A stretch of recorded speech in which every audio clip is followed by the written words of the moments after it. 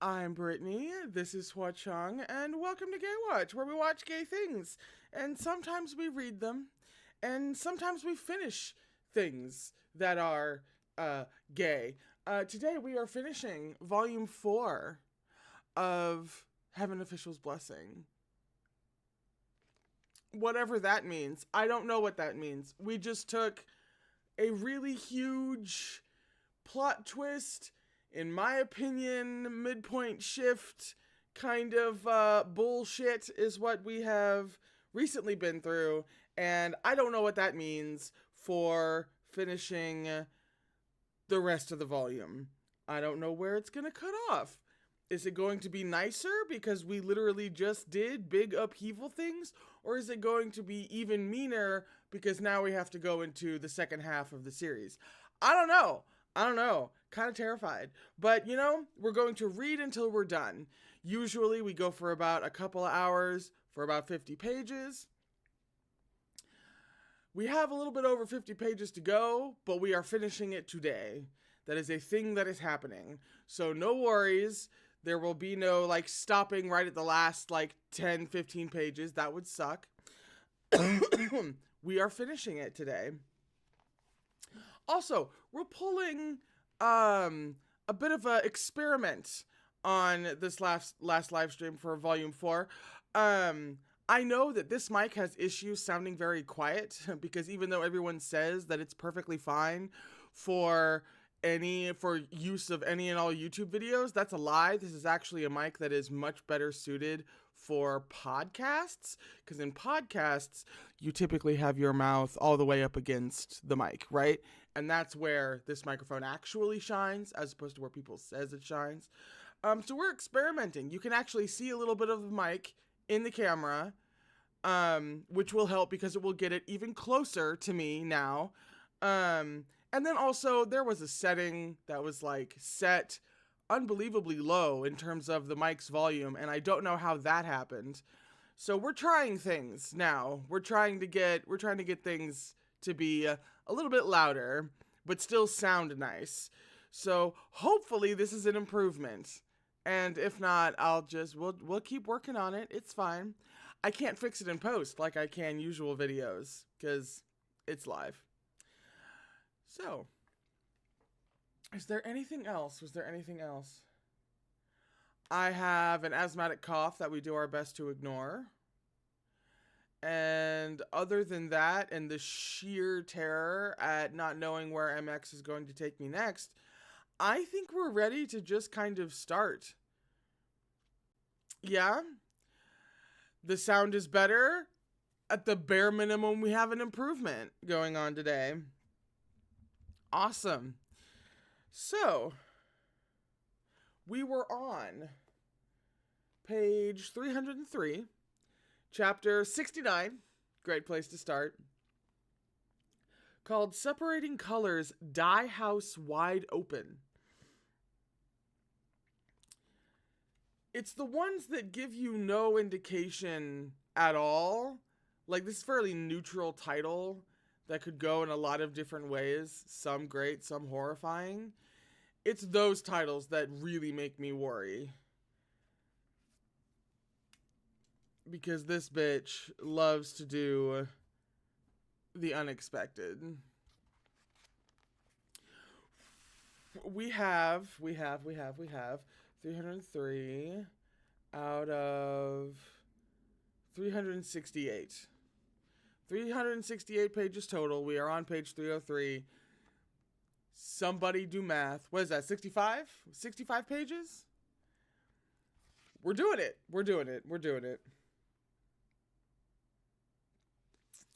I have no idea how to pronounce. I mean, yeah, we had just run into the 80-year-old hag pronouncing. Okay. We'll figure it out.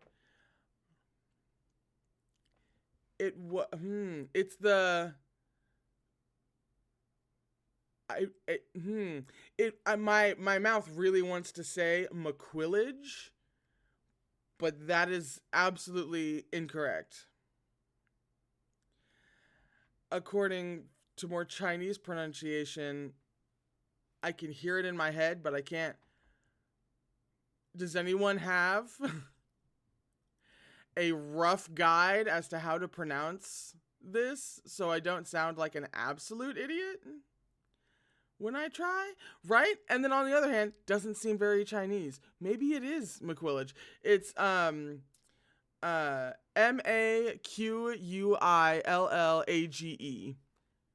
Page 303, literally like the first sentence. It's used twice in 2 sentences. Yeah, exactly. Fanboys got it right. Right? It does seem a little French, doesn't it? Yeah. Like maquillage or something. Oh, makeup in French. Maquillage. What? Even for French, I have a decent chance of being able to pronounce French words, because that's a language that I actually studied 1.5 million years ago. But if it means makeup, I will substitute that. Sweet. In that case, it was a half makeup woman. Having mercy on my filthy American status. As I move the tea over here. The half makeup woman was a low-level ghost formed by the jealousy of older women toward young girls.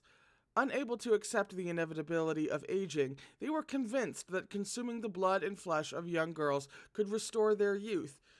This is a very common myth throughout the world. They liked to squeak in high-pitched tones to fake maidenly voices, but as the saying goes, eyes are the windows to the soul. They couldn't hide their old age no matter how hard they tried. The bottom half of their face would appear younger the more blood and flesh they consumed, but the upper half that held the eyes would age faster. The stark contrast was far more horrifying than normal aging, but they would still stubbornly refuse to see the error of their ways. Okay, that part is China specific. Older women consuming younger women in order to stay young themselves, seen that everywhere. This bullshit, upper half, lower half, that's gotta be that's either some Chinese stuff or that's some MXTX stuff. Either way, impressive, because that's terrifying.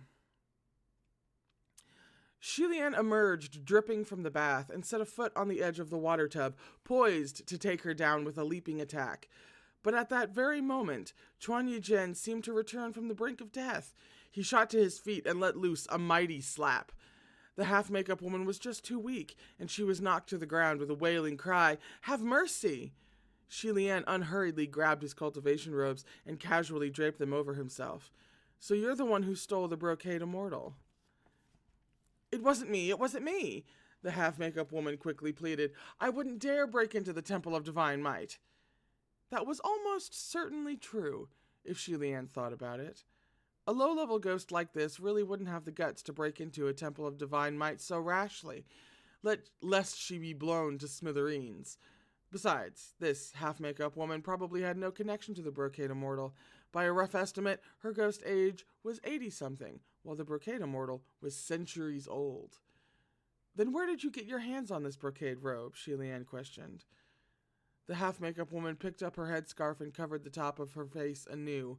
To answer Dao Zhang," her voice shrieked high again. I found it while browsing the shops in Ghost City." "You could do that? Find something like that while browsing the shops in Ghost City?" Shilian was speechless for a moment. Then he asked, "Who sold it to you?"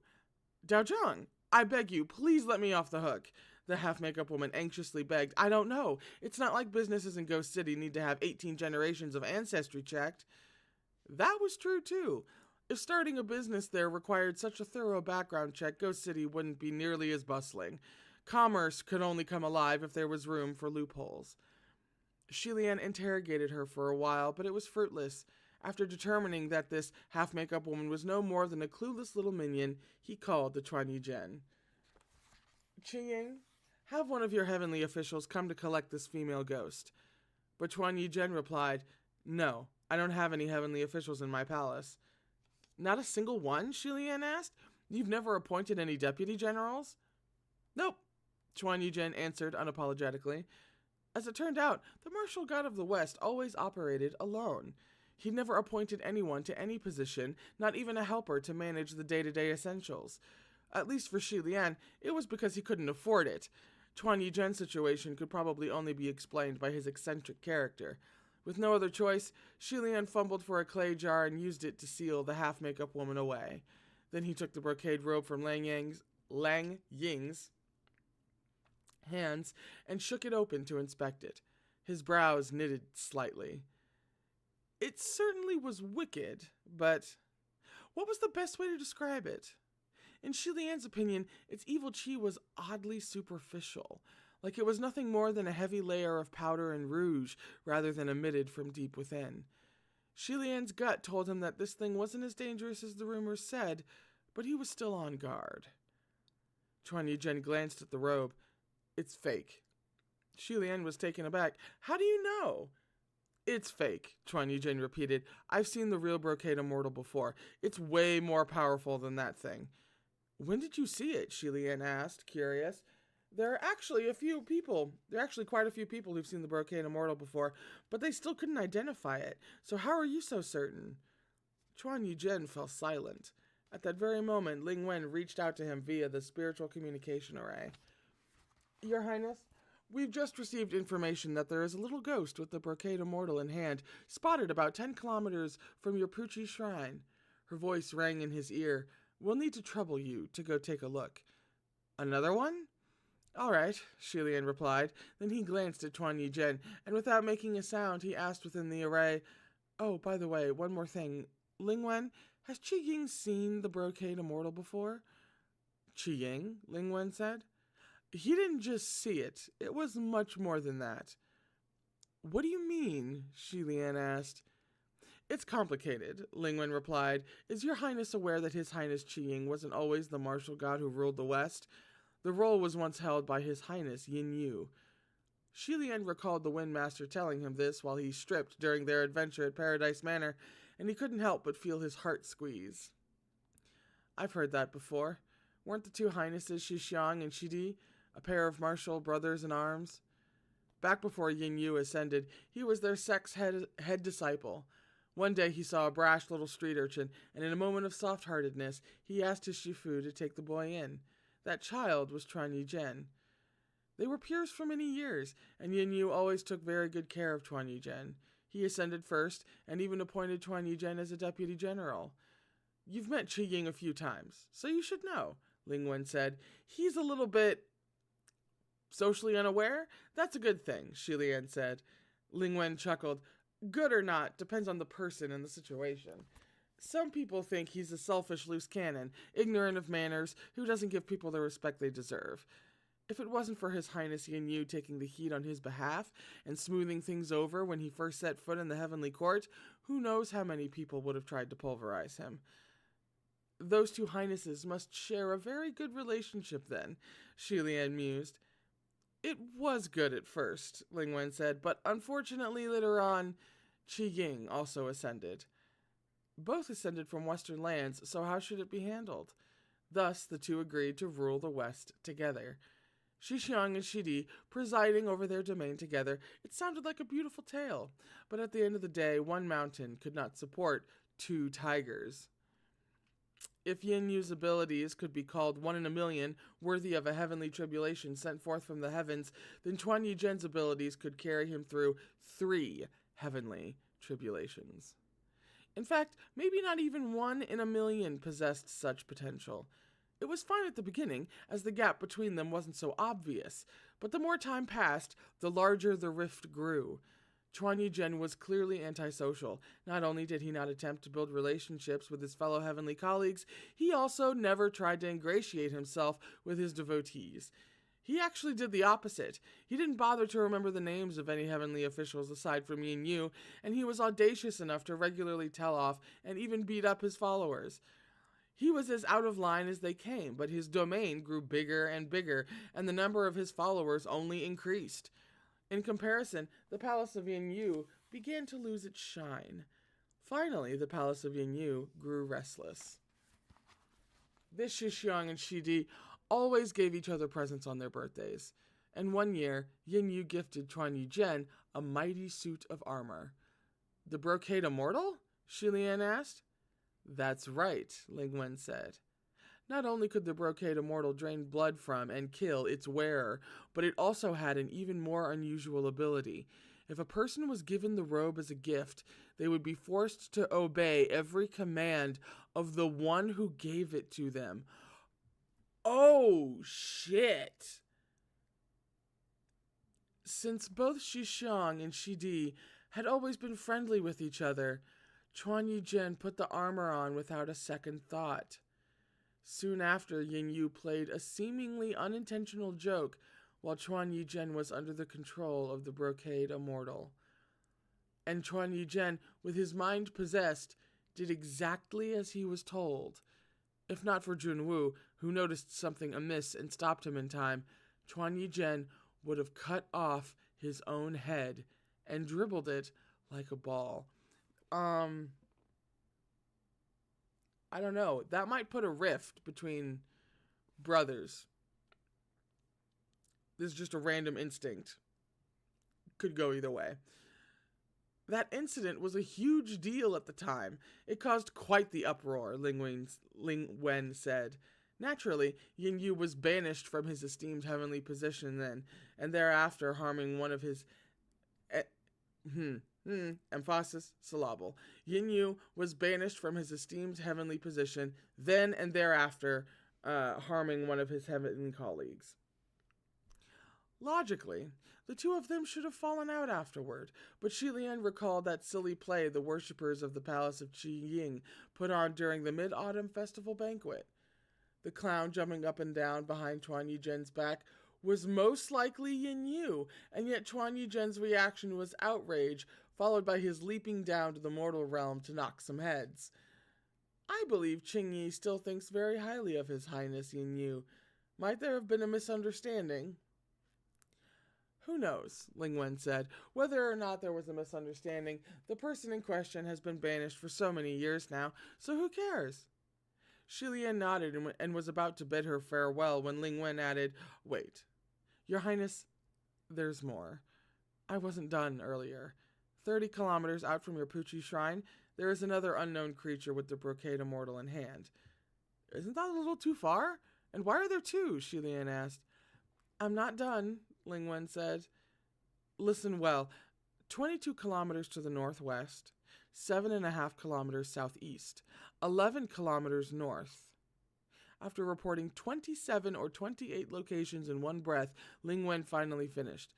Yeah, that's about it for now. By the time she was done reporting, Shilian had forgotten everything and felt rather woeful. Your palace is quite efficient this time, isn't it? But for now, are you saying there might be more? Could Ghost City be distributing brocade immortals? That would suck. Pretty much, Ling-Wen replied. In Ghost City, there are many peddlers of unknown origins who sell counterfeits while wearing fake skins. They change skins once they're done, so those in the know usually don't randomly buy things off the street. Still, there are ghosts who think of it like hunting for antiques, and like the thrill of hoping they hit the jackpot. Many small-time vendors in the ghost realm heard through the grapevine that the brocade immortal had been stolen and are using this chance to scam buyers, saying any random robe they dug up is the real deal. Unbelievably enough, there are still quite a few ghosts who fall for it and try the robes out on people. It's really giving us intel gatherers a headache. This would thoroughly interfere with their search for the real brocade immortal. With so many brocade immortals popping up everywhere, it would be impossible to find the real one. However, since they were assigned the mission, they had to come up with a way to complete it. They also, are familiar with the guy who runs Ghost City. Maybe. Yeah? No? I guess we should start with the closest one and search from there, Shilian said. Shilian didn't have any spiritual powers, Chuan Yizhen didn't know how to draw the teleportation array, and neither of them had any deputy officials. But of the locations Ling-Wen had given, thankfully the closest to them was an abandoned dye house, only 2.5 kilometers out. Without further ado, even though it was the middle of the night, they hastily departed. At first, Shilian was going to make Lang Ying stay behind at Puchi's shrine, but he tagged along and refused to be ushered back. Shilian figured this trip shouldn't be too dangerous, and could help give Lang Ying some experience. He was planning to train the boy in cultivation anyway, so he was allowed to stick around.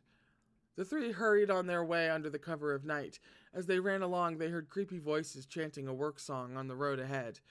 Hearing that familiar work song, Shilian stopped his steps. A giant shadow gradually emerged from the mist ahead, along with 4 ghost fires floating around it.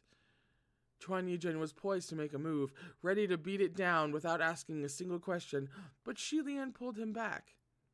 "Don't worry, I know them." Sure enough, 4 golden skeletons carrying a stepladder appeared before them. Chuan Yijin had never seen anything so magical before, and his eyes went wide and shimmering. "Is this your highness, the crown prince of Shanlei?" the head skeleton sang. "It is. May I help you?" Shilian answered. "No troubles here, no troubles here," the golden skeleton sang. "We brothers have time on our hands and wanted to inquire if His Highness the Crown Prince is in a hurry. Perhaps we can give you a ride." "Oh yeah, this is the biggest coincidence in the world." The journey wasn't long, so Shilian wanted to decline, but Chuan Yijin cut in and exclaimed, "Yes!" He was already eagerly climbing aboard and looked like he really wanted to give this strange but majestic stepladder a try. Shilian didn't know whether to laugh or cry. Take a shot. He'd just climbed up to grab Chuan Yijin when the stepladder tipped and chucked the intruder out. Shilian swayed as well, but someone steadied him. "Sen," he blurted, but when he looked back, it was Lang Ying. He'd climbed on without anyone noticing and was holding tightly onto Shilian's arm. A pair of inky black eyes watched him silently. The skeletons hastily picked up the stepladder, and their 8 legs spun like 4 fiery wheels. They dashed steadily away while shouting into the night, "Move, move, don't block the way, don't block the way." Chuan Yijin was heartlessly thrown onto the ground, but he jumped to his feet, clearly not giving up. He was determined to leap on, but the skeletons were too fast, and he was always a step behind. He remained in hot pursuit, looking like he really, really wanted to ride in the stepladder, just to feel the thrill, just once. Shilian watched Chuan Yijin give chase so vigorously as he rode along, and he couldn't help but feel this was a little mean. Wasn't this like they were bullying a child? Ooh, art. And it's art of this exact moment, so hang on. Look at here. More beautiful art. This is actually quite lovely. Now focus. Thank you. I said focus. There we are. Look at that. That's so pretty. I mean, the poor man's having to run after them. But outside of that, even though he knew this stepladder belonged to Hua Cheng, and he might not welcome other heavenly officials riding it, he couldn't help but ask, can't this little carry 3 people?" It can't, it can only seat 2, the skeleton sang.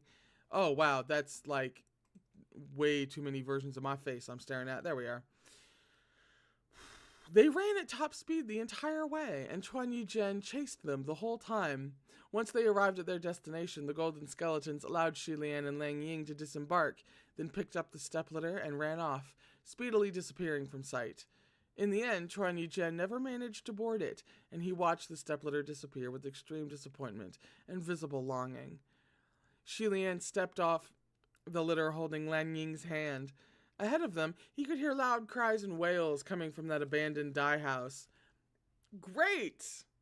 Exactly where you want to go in the middle of the night. Shilian was puzzled. Didn't Ling-Wen say this dye house was abandoned? By people, maybe? Not ghosts? Or, I guess in this world, maybe when you say abandoned, you mean like well and truly abandoned. As they walked closer, the wailing voices grew clearer. "This lowly one won't ever dare to sell the counterfeits in Lord Hua Chengju's territory again. We'll really never do it again, but please tell the good old Chengju that I got those fake brocade immortals from other ghosts. I'm a victim too." Okay. The three arrived at the dye house and bumped into a black-clad, ghost-masked man who had only just emerged from within. It seemed he'd been waiting for a long time, and he bent slightly to greet them. Your Highness. The voice belonged to the officer who had once helped Shi Lian by catching Lang Ying on the streets of Ghost City. At the time, Shi Lian had seen a cursed shackle on his wrist. The Wind Master had once told him that this person might be Yin Yu, as there were only so many heavenly officials who had been banished in recent years. Shi Lian asked, "How do I address you, sir?" "Please, your Highness, I am but a nobody," the masked man replied. As they entered the abandoned dye house, Shi Lian was blown away. There were all kinds of clothes hung on countless wooden racks: wedding robes, government attire, ladies' satin uniforms, children's clothes. There were also crude hemp shirts stained with copious amounts of blood, so much it was like they were afraid people couldn't tell that there was something off about them. Piles upon piles, layers upon layers, and they were all sinister and heavy with evil chi, like each and every one was a living corpse standing before them. Even if they weren't the brocade immortal, they certainly couldn't be anything good. Long strips of fabric dyed in many colors were hung high from the wooden stacks, some ghastly white, some filthy. It had been a long time since anyone last touched them. Chuan Yizhen crouched next to a large black vat of dye and became singularly fixated on the contents. The fluid had a funny color and emitted a strange smell. Shi Lian was afraid that he was going to dip his finger in and lick it at any second, so he hastily dragged him away.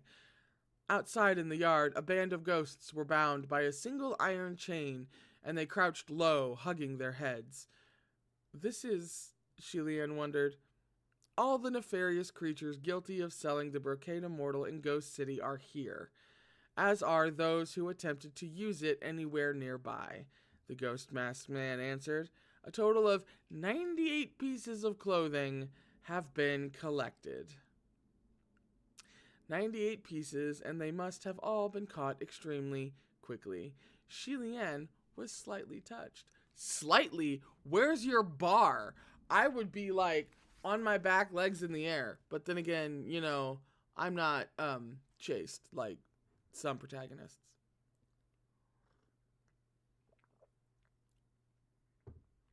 If there is any new movement, we will proceed with the utmost haste on your Highness's behalf, the ghost masked man continued.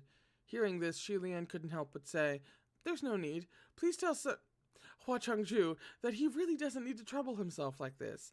I can take care of it myself too. Oh, but sweetie, he's a service top. You're gonna have to draw a firmer line than that." The results would have been the same. It just would have taken a little more time and energy. He was a titled heavenly official working for the heavens, after all. Even if he didn't have many worshippers, this was still his job. Naturally, Chengju understands that your Highness is capable of doing this effortlessly, the masked man replied, but this is also precisely why he hopes my lord won't waste energy on small errands that anyone could accomplish. Your Highness's time and effort should be spent on more important matters, and this is why you have to draw a firmer line. Shi Lian deliberated for a moment, but in the end he still asked, Sorry, I'm too excited. May I ask how your Chengju is doing right now? Lang Ying nonchalantly swayed back and forth next to Shi Lian. Chengju is very busy at the moment, the ghost masked man replied. Oh, that's good, Shi Lian said quickly. Hopefully everything goes well for him. I wish him success. Calm down. Calm down, baby. You're gonna... Not that you guys are subtle to begin with at all, ever, but breathe.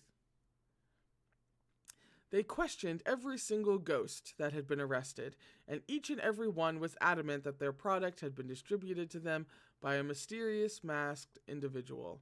They didn't seem to be lying. But in a place like Ghost City, how many hundreds of masked individuals roamed the streets every day? The interrogation was fruitless, and so the ghost masked man yanked on the chain and bid them farewell as he led those yowling ghosts away. The 98 pieces of ghost clothing were left behind. Shi Lian felt that in all the years he had spent collecting old clothes, he had never seen so many in one place. As he rummaged through them, he suspected that not a single one was the real thing. Qiying, why don't you come and take a look, he said to Tuan Yizhen. However, Tuan Yizhen only scratched beneath his loose, curly hair and shook his head. Too many. Too many ghost robes. Every single piece of cloth emitted evil qi, now all intermingled. It made it impossible to tell what each one was. If someone possessed a sharp sense of taste, they would be able to differentiate between the flavors of candied pear and apple stuffing, but they could hardly do the same if 98 different kinds of fruit stuffing were mixed together and presented to them to try. Shi Lian tried to think of another method, but when he turned his head to look, he saw that Tuan Yizhen had picked up a robe and was about to try it on then and there. Shi Lian hastily stopped him and hung the robe back onto the rack. Stop! Qiying, let's agree on two things first. First, don't put random things in your mouth, and second, don't put on random clothes. Those are both very dangerous things to do. Tuan Yizhen pointed behind Shi Lian. Then what about him? Shi Lian suddenly smelled something burning, and he followed the direction of Tuan Yizhen's pointing finger. Lang Ying had lit a match he had found in some corner, and was calmly setting the bottom hem of a ghost robe ablaze with practiced ease. Don't play with fire either? Shi Lian exclaimed. The ghost robe seemed to feel pain from being burned. Its hem rolled upward, and it was twisting like mad, trying to get away. It looked more like a live eel than a piece of clothing. The image, surprisingly, looked rather cruel, and although Shi Lian could smell burning, there was no evidence of it on the fabric. It appeared these ghost robes had soaked in enough yin energy that they resisted destruction by fire. Upon hearing Shi Lian telling him not to play with fire, Lang Ying casually tossed the match and stepped on it to put out the flames, looking entirely obedient once more. Shi Lian didn't know whether to laugh or cry, and he walked over. What's with you today? He trailed off, and his face stiffened. This was because he saw, not too far away, a long white piece of fabric hanging high up on a rack and gently fluttering in the night breeze. The silhouette of a human was slowly creeping across the cloth surface. This shadow had no head. Shi Lian pulled Lang Ying behind him. With one swift movement, he drew his sword and slashed. Everyone, watch out! His swing cut the fabric and the shadow in half. However, when the cloth landed on the ground, there was nothing behind it. The headless silhouette had disappeared. Shi Lian had no chance to rush over and check before he felt a chill on his neck. He snapped his head back and his pupils shrank. A beautifully dressed woman had appeared silently behind him. No, it wasn't a woman, but a robe. What he had just slashed in half was also a robe, and once it fell to the ground, it was covered by other textiles. From all around, countless humanoid figures emerged, swaying and rocking slowly, gathering around the three of them. They had hung those 98 ghost robes in the yard, on the verandas, and inside the dye house, and somehow, without them realizing it, all the robes had struggled free of the racks. Fuck this. Nuh-uh. Scary clothes? I don't know how they're doing this, but I don't like it. I don't like it. This is cursed. This is cursed. I realize that's like literally the point, but fucking cursed. Shi Lian was dumbfounded. They were all fine before. What's going on? Beside him came a quiet voice. The agitation of ghosts. Shi Lian turned his head to look, and the one who spoke was Lang Ying. Although his expression showed no unease, veins were bulging on the back of his pale hands. He was very obviously being affected by something as well. Another wave of ghost agitation. As the day when Mount Tonglu would open its gates approached, its tremors grew more and more deafening in the ears of ghosts to remind them. Oh! The first thing Shi Lian thought was, how is Sen Lung doing? Does he need any help in this trying time? However, the current situation didn't give him much time to think. While his mind was rapidly spinning, over 20 ghost robes had already flung themselves over. Chuan Yizhen swung his fist without a second thought. If that punch landed on the wall or the ground, it would surely rock the earth, but this 1,000-pound fist collided with nothing but clothes. Even children know that in rock, scissors, cloth, cloth traps rock, and that light, malleable cloth was perfect for subduing fists. No matter how hard he launched his punches, the fabric could simply... Oh, I think there's a typo. The fabric could simply wrap around them and incur no damage. Only Xilian's sword was effective. But those ghost robes were extremely light and agile as they evaded. A simple spring backward could put over 12 meters between them. Since they barely weighed anything, there was practically no sound or breath of air that gave away their movement. Avoiding their ambushes was much more difficult than avoiding a human opponent.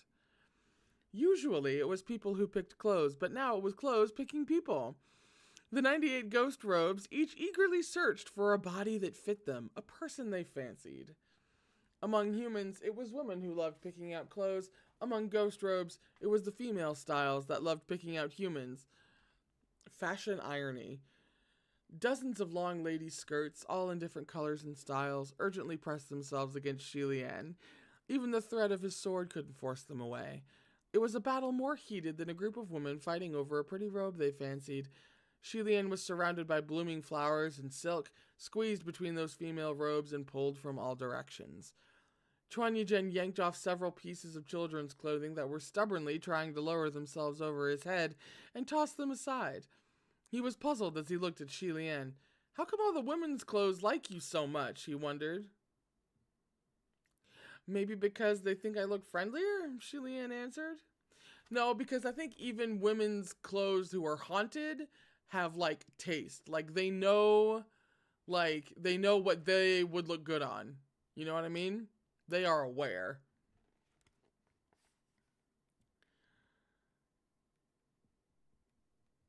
However, not a single ghost robe went to harass Lang Ying. Perhaps they knew he was also a ghost, and that there would be no point in siphoning from him, so they didn't approach. Xilian swung his sword and sliced a number of ladies' dresses, but the robes that were cut in half still moved as they wished, their dodges even more agile. From the corner of his eye, Xilian saw several ghost robes sneaking toward the window. "Close the door! Cast an array! Don't let them out!" he shouted. With 2 gods and 1 ghost on hand, that sounds like the opening of a joke, they could deal with the situation, but it would be a bit more difficult if the ghost robes snuck outside to seek trouble. His shout came too late, though. The dye house's yard was open air, and a long robe was already outside, fluttering its expansive sleeves. It soared into the air like a giant bat and shot away into the night sky. Xilian groaned mentally, then shouted, "Qiying, I'll leave the dye house to you." Then he pushed off with the soles of his feet and flew outside the walls, catching the bottom hem of that long ghost robe. The long robe tried in vain to flutter its sleeves as hard as it could. But with the added weight of an entire person, it couldn't help but plummet to the ground.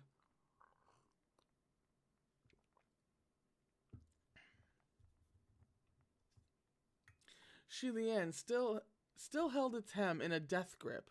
However, it was exceedingly cunning, and with a loud rip, it tore off its own corner like a warrior chopping off his own arm.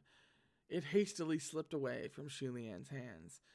A random passerby happened to be on his way home after a night of drinking, and he screamed in fright at the sight of a headless creature flying at him.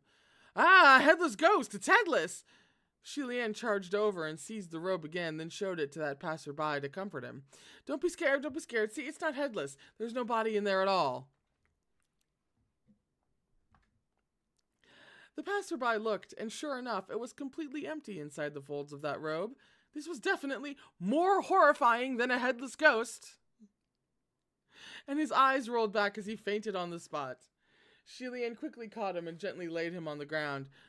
So sorry, I'll take care of this right away." After that chaos was over, Xilian could finally get to work seizing all the ghost robes that had flown out of the dye house. He counted them, making sure not a single piece was missing, before letting out a sigh of relief. With things settled, Xilian said, I suppose our only option is to use Qi Ying's simple, crude method. Let's try each of these robes on and see.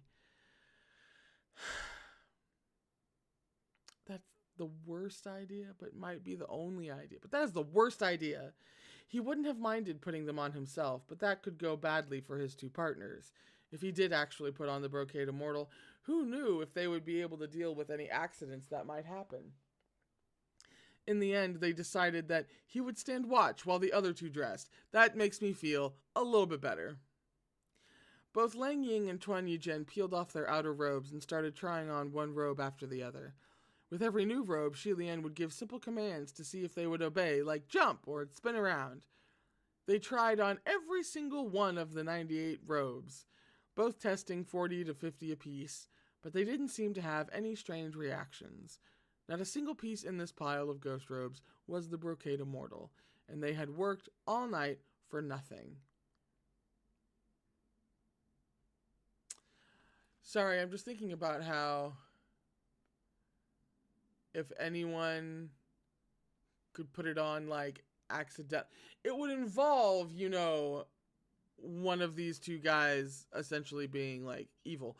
But I just figure we should probably pay attention for anyone giving commands and anyone automatically following them,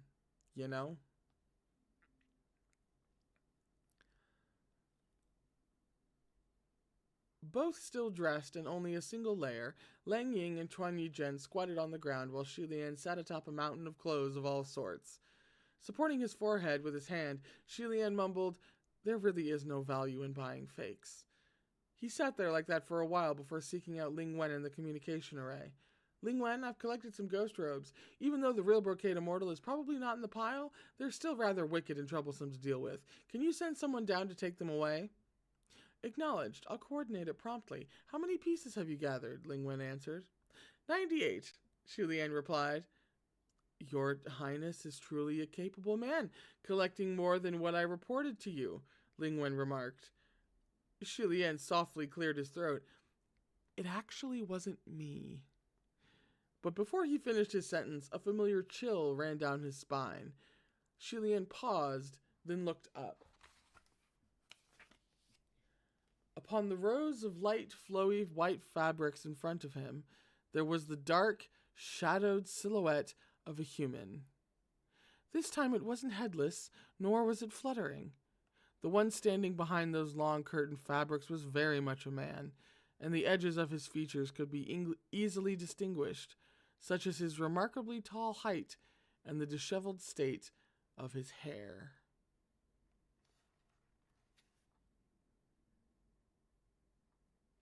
End of chapter. We are on page 323. For chapter 70, which is called The 99th Ghost Robe, Hidden in Danger. Shi Lian shot to his feet. The brocade immortal? Naturally, the silhouette didn't respond. It also did not move, standing there motionless. Shi Lian set a hand on the other two's shoulders to pin them where they were. "Don't move," he whispered. A night breeze blew by moments later, and that man's silhouette seemed to sigh, then dispersed with the wind. Shi Lian abruptly stood. Then a knock sounded from the door of the dye house. All three of them looked toward it. "Who is it?" Shi Lian raised his voice to ask. A man's voice answered from outside. "Your Highness, it's me." Shi Lian walked over to open the door, and on the other side was a man with bright, proper features and an upstanding divine form. He entered with his hands clasped behind him. Shi Lian was a little stunned. "Ling-Wen, why did you come in person?" Ling-Wen fixed his sleeves.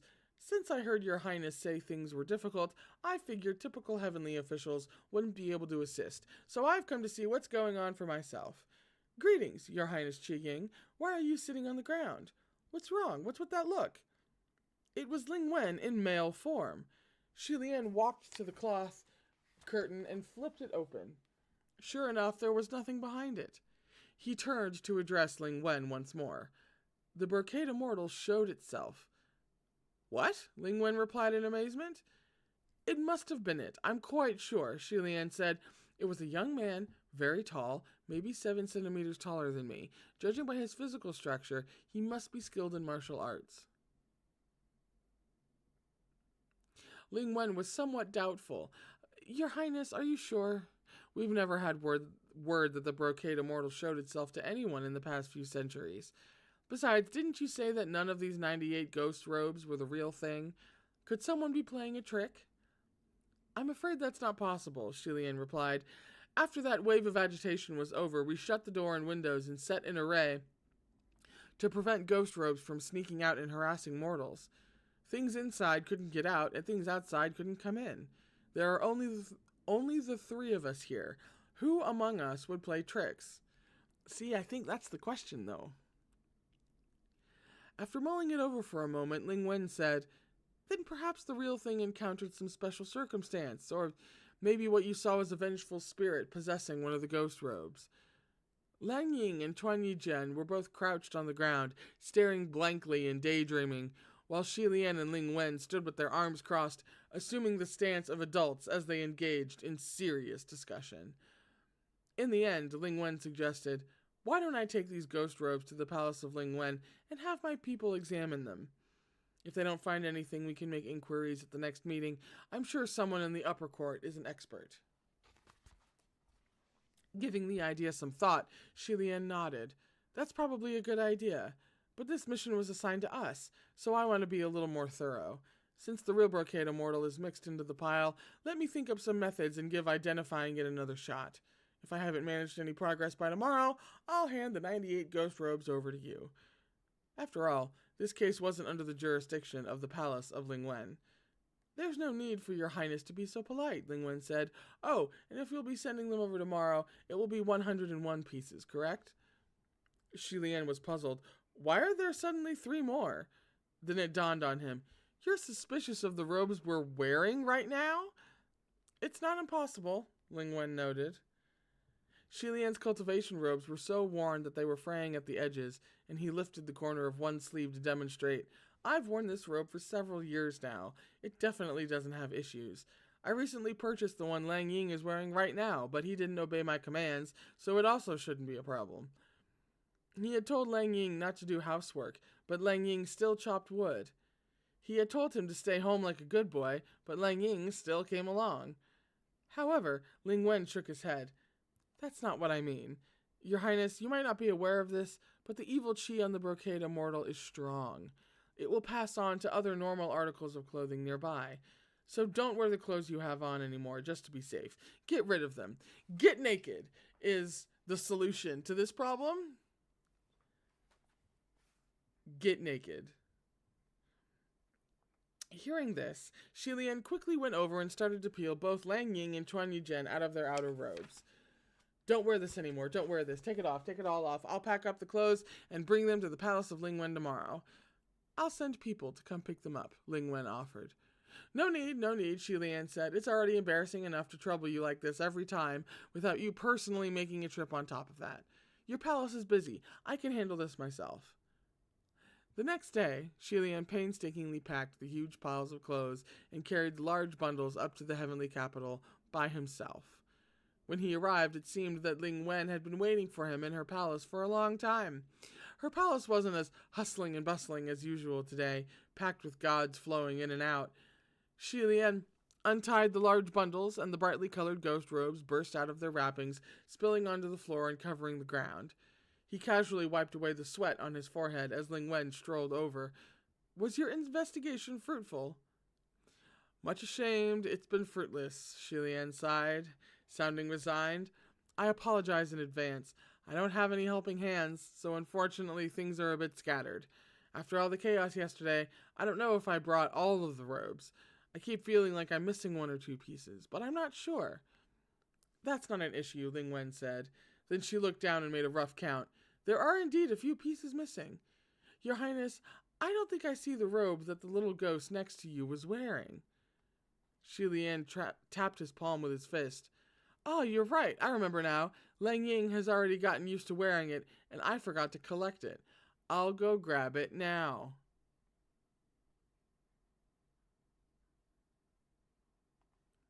Wait. Leng was the guy. Hang on, I might be connecting dots, and if I'm not, then you guys can laugh at me. Leng was the one who. Hang on.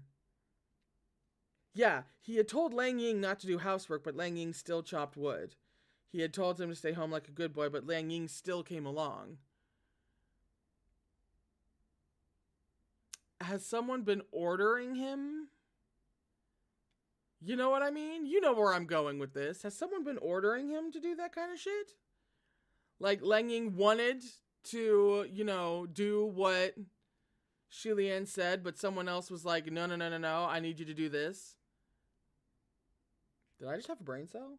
I'm sure it's explained in about half a page, and I'm only like 2 seconds early to this party, but I tend to go pretty plot stupid whenever I consume new media, so anytime I can connect dots, even if it's just 2 seconds ahead of time, I feel particularly proud.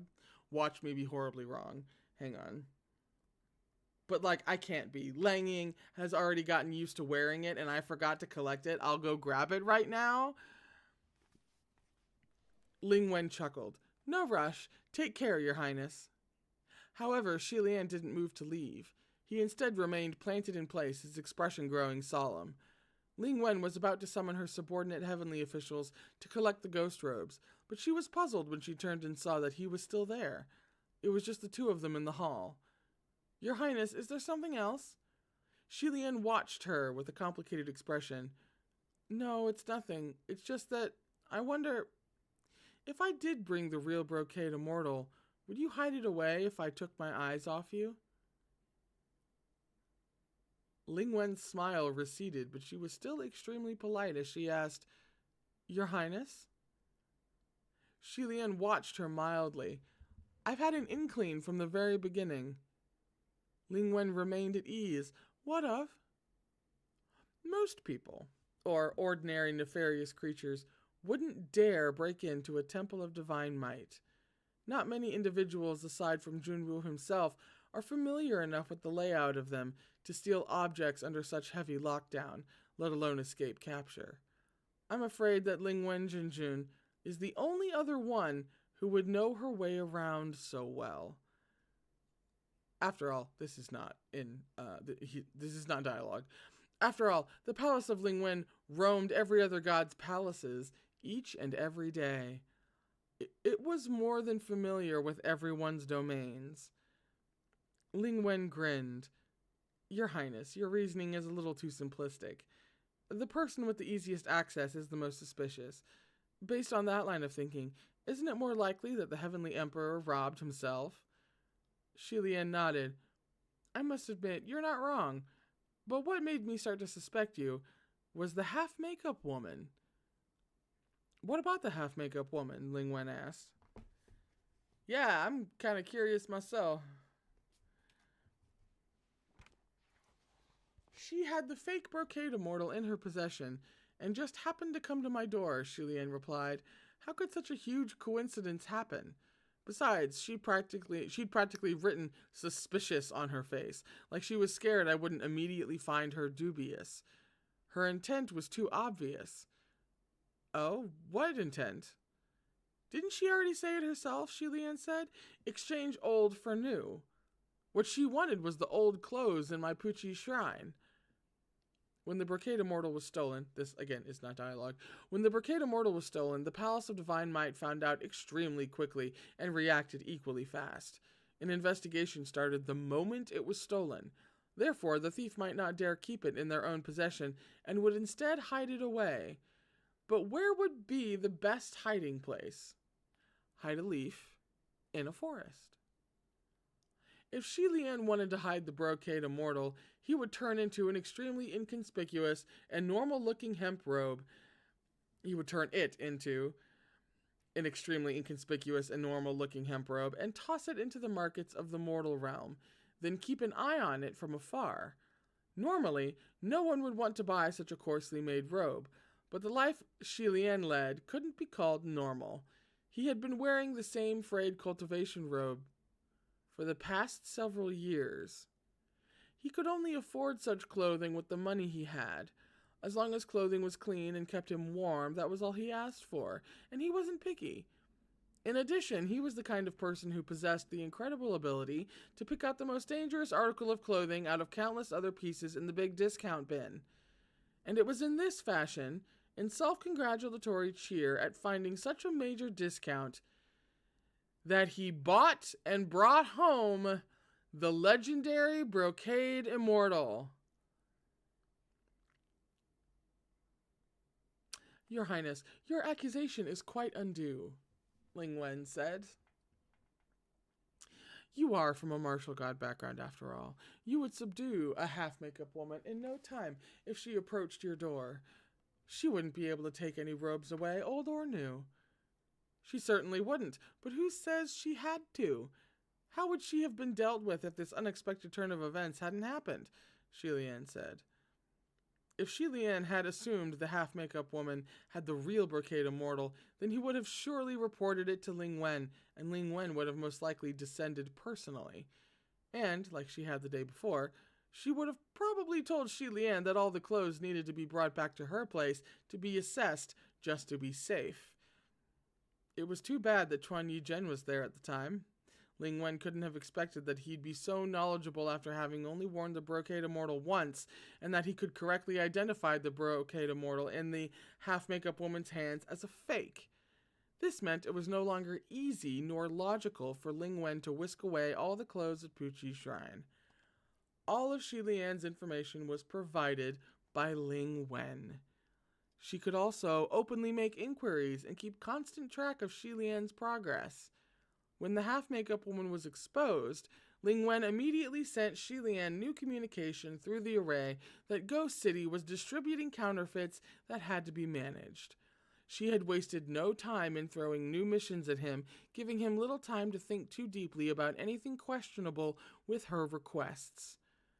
I don't know if you were the one who distributed the counterfeits, but it was indeed you who provided me with intel.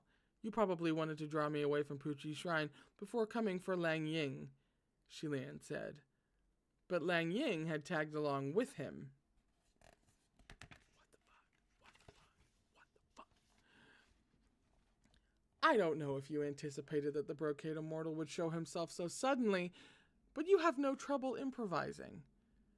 There were so many ghost robes with authenticity unknown. A chance would surely arise to slip the real brocade immortal away amidst the chaos.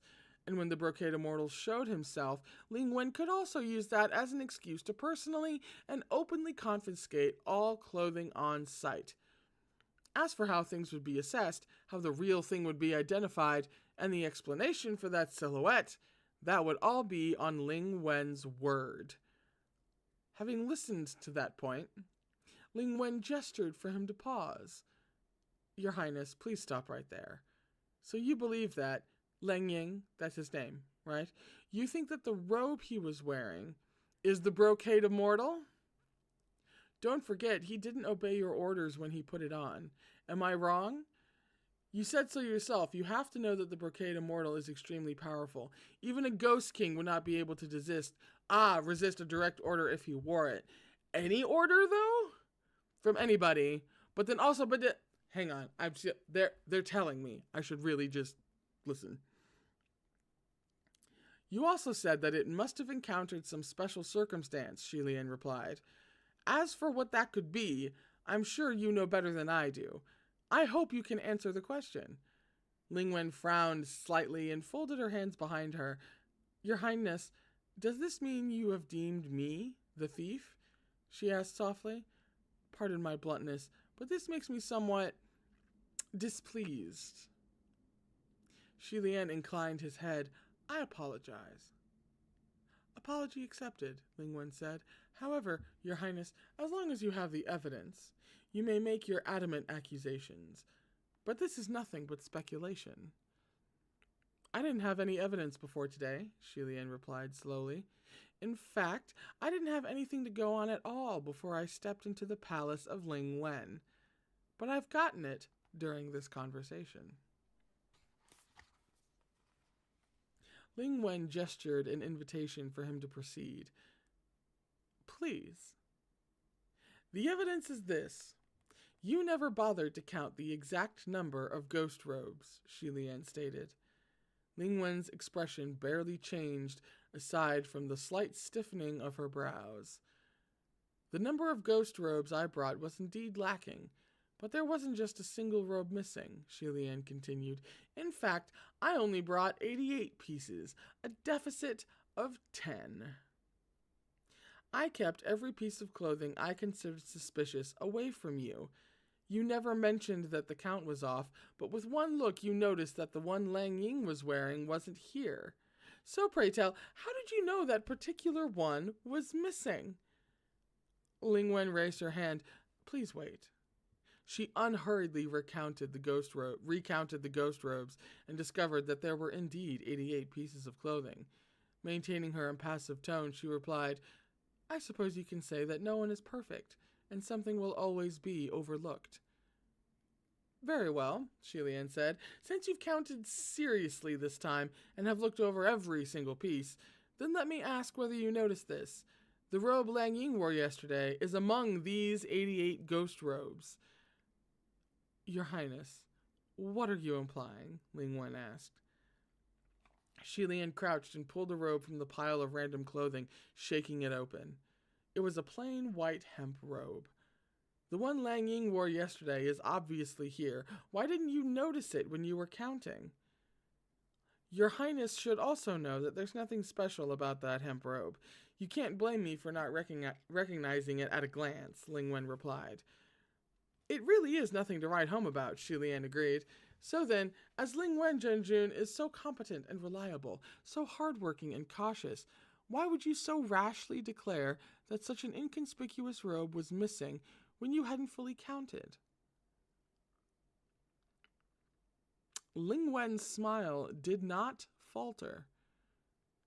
There are too many robes, my eyes glazed over. The scrolls on my desk are piled high as mountains, and my mind blanks at the sight of them.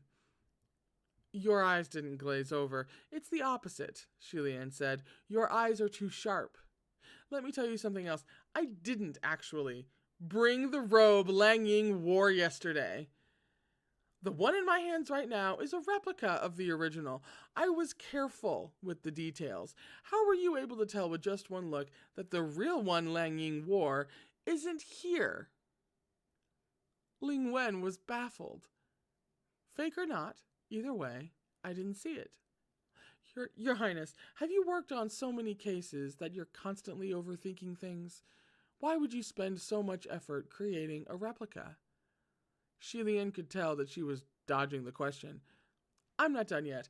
I'll tell you one last thing. He lifted the white hemp robe and said softly, This hemp robe was just a random one I pulled from the pile. That replica, based on the original, careful with the details, was just nonsense I made up. As you said, why would I waste my time making a replica? You've been tricked.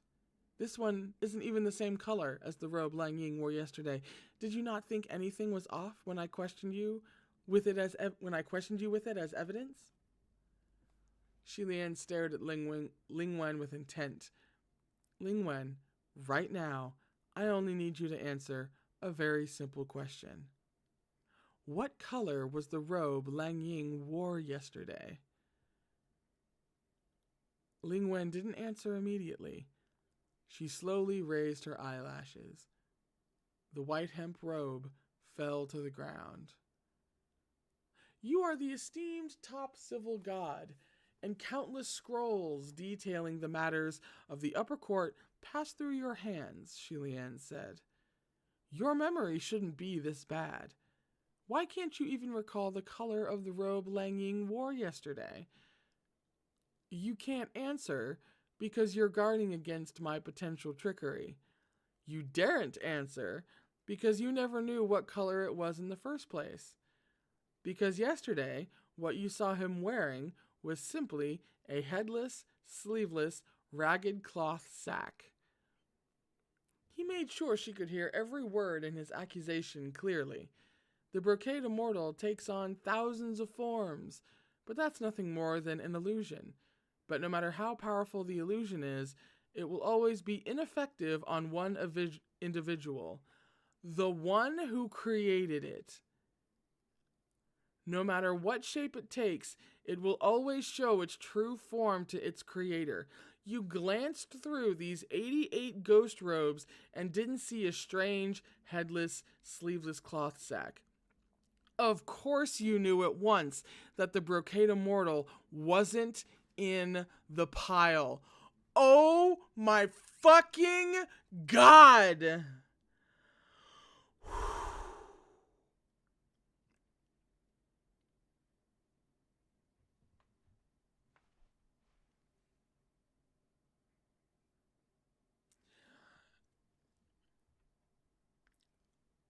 BBC Sherlock could never. BBC Sherlock wishes, aspires to, dreams of, but could fucking never.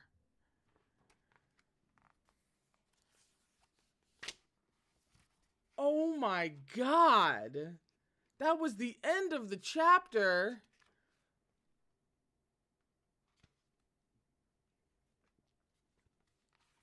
We're on page 335 for chapter 71. Seen through the Ghost King delights in teasing the Ghost King. This is the kind of fucking chapter I can get behind. I don't know about y'all. Hang on a second though.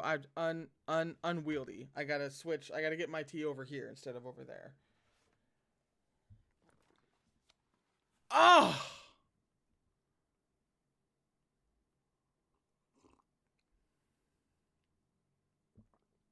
Oh my fucking god. She's man, ooh.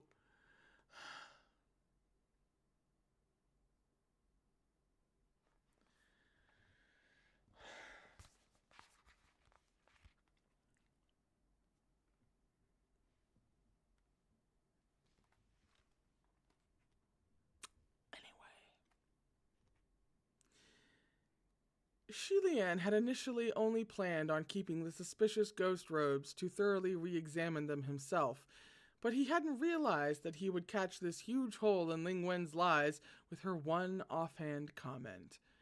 The moment Hualian wrapped his head around what it implied, he went with the flow and managed to blow apart Ling-Wen's armor with his crafty words.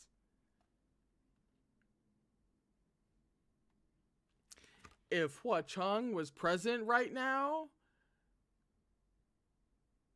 Hualian would no longer have clothes on. I'm just stating facts. There's a reason why Hua Cheng has not witnessed this. I'm just saying. Of course, you can deny all of this, Hualian granted, but it would be easy to prove the robe's authenticity. All I would need to do is bring the robe to the Palace of Divine Might. Then I can have it change its form before the Heavenly Emperor and ask you to describe what it looks like. And the truth would come to light. Oh my fucking god. The brocade immortal sucked the blood of over 500 people when it roamed freely in the mortal realm. It was a sinister object of great evil. Even if Ling-Wen had simply broken into the Temple of Divine Might to steal the robe and hadn't yet had the chance to use it to cause harm, it wouldn't have been such an unforgivable crime. But Ling-Wen was an appointed deputy general before she ascended, and the earliest stories of the brocade immortal surfaced long after Ling-Wen's tenure in that position. Which meant that Ling-Wen created the brocade immortal after she had taken up her duties in the heavenly realm and become a heavenly official. Ling-Wen, no! I liked you. A heavenly official who was duty-bound to protect humanity had seduced and murdered a human. That alone called for a severe criminal sentence. Furthermore, the human who had been lured to his demise was a future heavenly official. Alas, the court would not handle this case with a light hand. Your Highness, you are honestly Ling-Wen sighed. After a pause, she continued, maybe it's just my bad luck that this mission was given to you. There are only the two of us here at the Palace of Ling-Wen today, and we've got centuries of friendship between us. But I doubt you'd agree to it if I pleaded for you to turn a blind eye because of that. So now you're going to encourage me to turn myself into the Palace of Divine Might. Am I right? Hualian sighed too. Although he and Ling-Wen had known each other for centuries, it had always been pure business. They had never developed a closer bond. Nonetheless, their relationship was fairly good. When he ascended for the third time, Ling-Wen never looked down on him, even when all the others taunted him as the scrap immortal.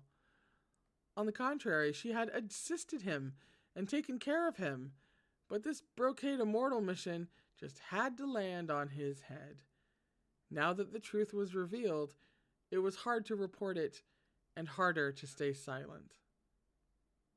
My luck is bad too, Hualian replied earnestly. Ling-Wen crossed her arms and shook her head. Your Highness, sometimes you're smart, but sometimes you aren't smart at all. Sometimes you're soft-hearted, but sometimes your heart is as hard as iron. You are rigid as always. After a pause, she asked, So where is the robe now? It's in my custody, Hualian replied. After we're done here, I will personally deliver it to the Palace of Divine Might. Ling-Wen nodded, seemingly having nothing more to say. Can you tell me something? Hualian asked. Why didn't the brocade immortal work when Lang Ying wore it? I can probably guess, Ling-Wen said. But if your Highness wants the answer, will you first agree to a request? What is it? Hualian asked. Will you let me see it? The brocade immortal. Oh, fuck no! No, you don't even get to lay so much as any one of your senses. You don't get to look at it. You don't get to hear it rustle. You don't get to smell it. It's sucked shit ton of blood. It can't smell nice. Like, you don't get to put any of your senses on that damn thing. No. Hualian was taken aback. I only need 1 day, Ling-Wen said. If I am to turn myself into the Palace of Divine Might, there may not be any opportunities to see it after. Don't misunderstand me. I'm not going to tamper with it. I was just shocked when you said he'd shown himself.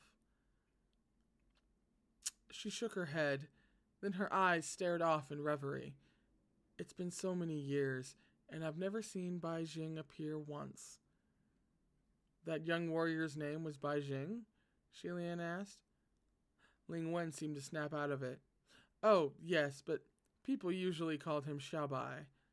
There's a footnote about that. Bai Jing can be translated as white brocade, thus making the term brocade immortal a play on his name. This one symbol means white as well as blank, and is not a polite word when used to describe someone's mental faculties. Xiao Bai, little white, is a common name for pets, but it can also be read as little blank.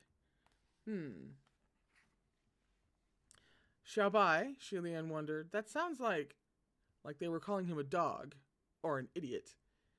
Ling-Wen chuckled. It means what you're thinking of. I'm the one who gave him the name Bai Jing. No one ever called him that, so not many knew the name, but he'll be very happy if you do. In the legend of the brocade immortal, the way the young man's beloved treated him made her seem cruel and terrifying. If she didn't have a bone-deep hatred for him, then she was born cold-blooded.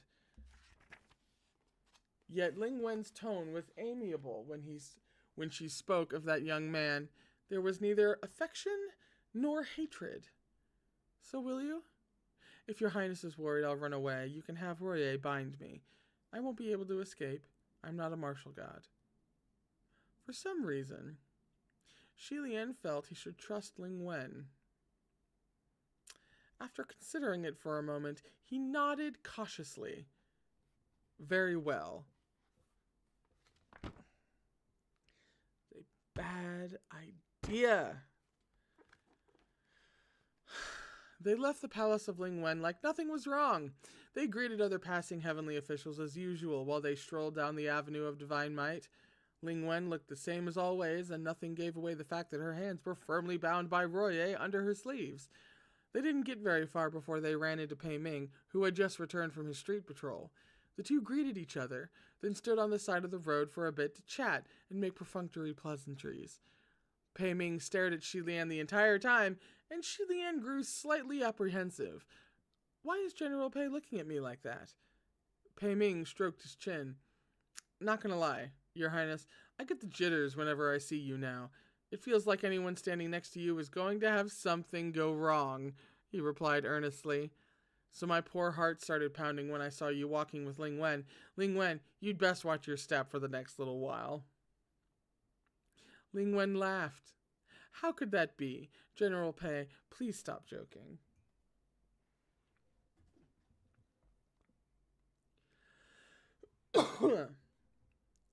Shi Lian didn't know whether to laugh or cry.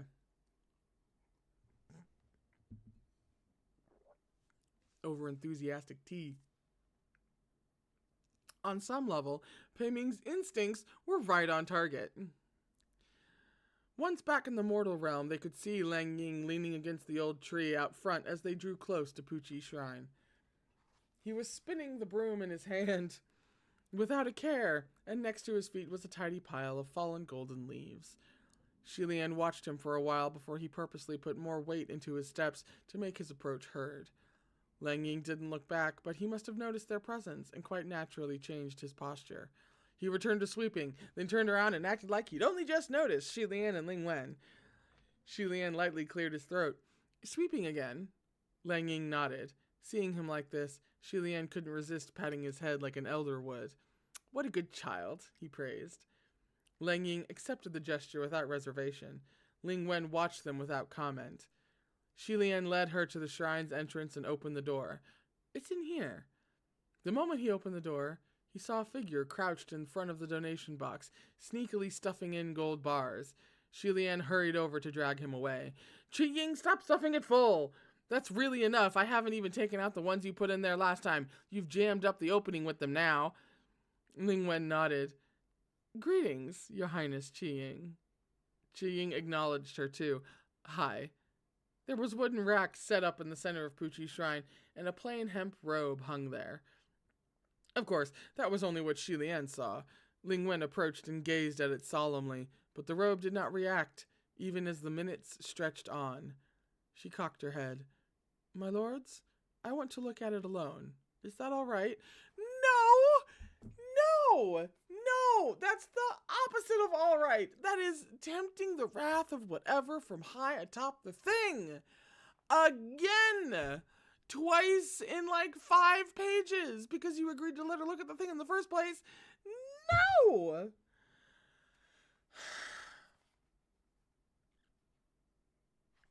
I don't even know. I got so incensed. I don't even know where I am anymore. Oh, that's fine, Shi Lian said. He's gotta know. Obviously he's gotta be prepared for whatever bullshit she tries to pull. But I'm still like... Shi Lian wasn't that worried. Roye had her hands bound, and she wasn't a martial god, so there wasn't much she could try. He laid a hand on Chuan Yi-Zhen's shoulder. Let's go outside. This case was more or less closed, and Shi Lian could feel himself relax. The neighbors had recently given him a bunch of fruits and vegetables, so Shi Lian took them to the kitchen, ready to cook. His undefeated spirit should be admired as an example to all.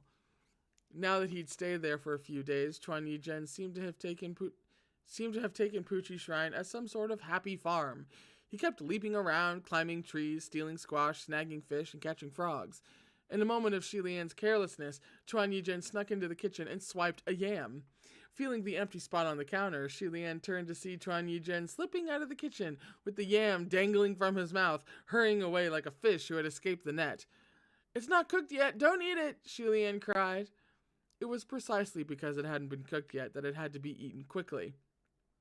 Once Shi Lian cooked it, it wouldn't be edible anymore. Shi Lian shook his head. Then he saw Lang Ying walking over and his eyes turned crescent as he smiled. Lang Ying, are you free? Come help me chop some vegetables. Lang Ying seemed to have been planning to snatch the yam back from Tuan Yizhen, but when he heard Shi Lian's request, he came over to help without a second thought. Taking his task very seriously, he picked up the knife from the cutting board and sliced into the cabbage, cutting with the utmost concentration. Shi Lian watched him for a moment, then turned to rinse the rice as he chatted. Lang Ying, you've seen quite a number of gods and ghosts coming and going from our little Poochie shrine by now, right? Each of them more bizarre than the next. From behind him, Lang Ying answered, But let me ask you something, Shi Lian continued. If you had to pick, who among them do you think is the handsomest?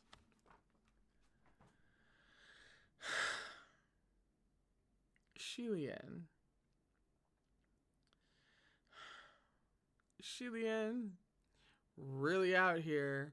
Like, so of all, like, the atrocities you've seen around Poochie Shrine, like, who's the hottest? Say it's my boyfriend. Would you? Like, you think he's cute? I think he's pretty cute. Like, what would you rate Hua Cheng, really? But the roundabout version. Lang Ying was engrossed in chopping the vegetables and seemed to be thinking hard. Shi Lian lightly arched his brows. Go on, tell me. Just say whatever you think is the truth. Lang Ying answered, You. Shi Lian laughed. Besides me. The one in red, Lang Ying said. I mean, Lang Ying got taste. He knows. Shi Lian was going to bust a gut trying to contain his laughter.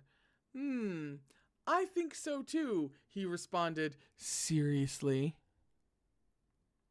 After a pause, he asked again, Then who do you think is the coolest? Lang Ying still answered, The one in red. Shi Lian swiftly continued his questions without skipping a beat. Who's the richest? The one in red. Who do you admire the most? The one in red. Who's the silliest? The one in green. The questions came one after the other without pause, but he was surprisingly able to change his answer in time. It spoke for his quick wit and reactions. It seems you quite like the Gaga dressed in red, Shi Lian commented. His name was Hua Cheng. Remember it well. So does this mean you think he's nice? The chopping of the knife in Lang Ying's hand had gotten many times faster, seemingly without the wielder noticing. Very nice.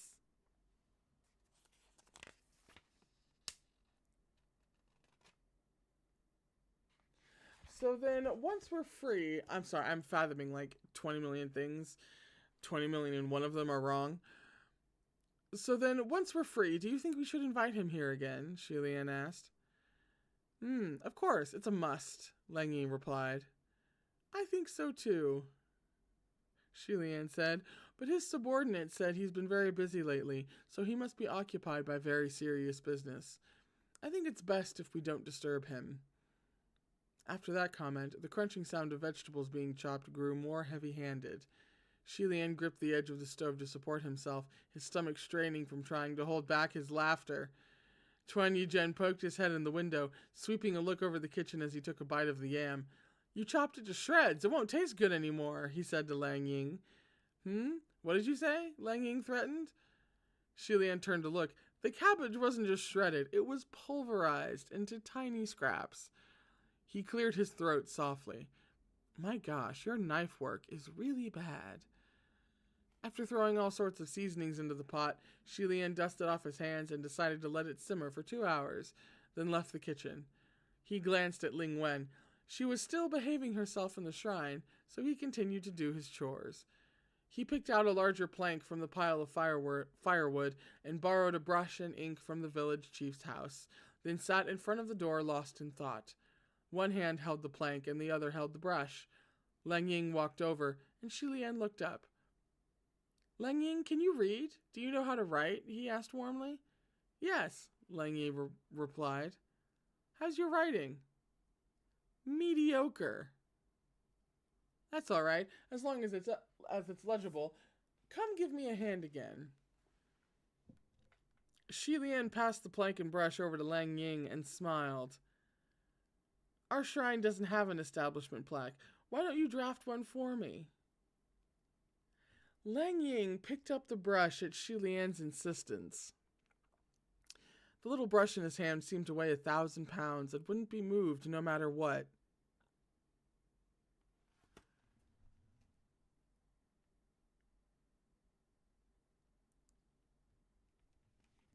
That's why orders didn't work on him despite wearing the...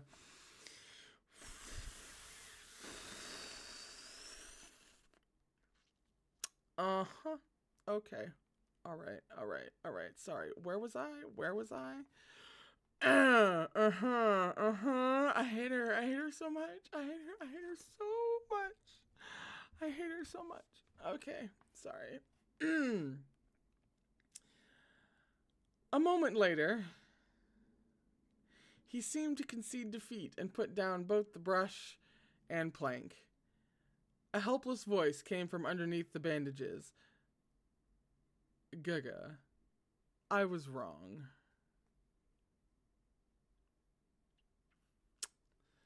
That voice didn't belong to Lang Ying at all. Though it was crisper and more boyish than it normally was, it was clearly the voice of Hua fucking Cheng.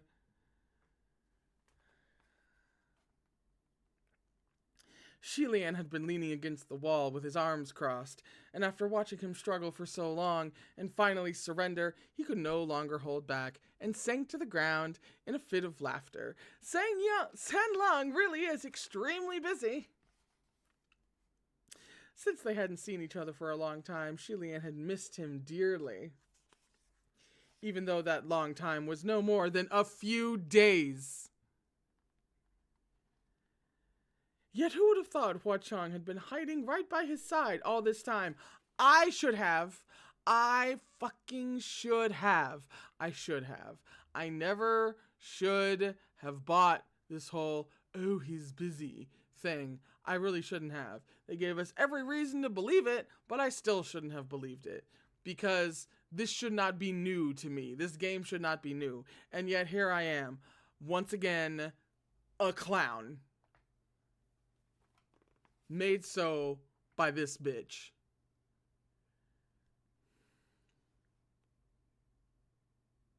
Yet Xu Lian's mood brightened immediately, and all his previous concerns were completely forgotten.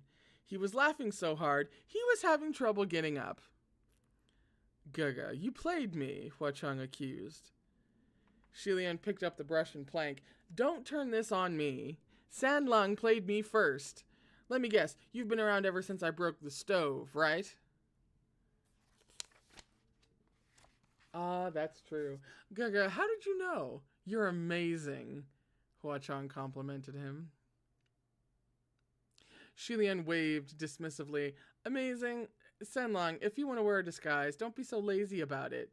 It would be more amazing if I hadn't seen through it. And here I thought there really was a second person who could eat. Honestly, who's the handsomest? Who's the coolest? Who's the richest? Who do you admire the most? Gaga, please forget that ever happened, Hua Cheng pleaded softly.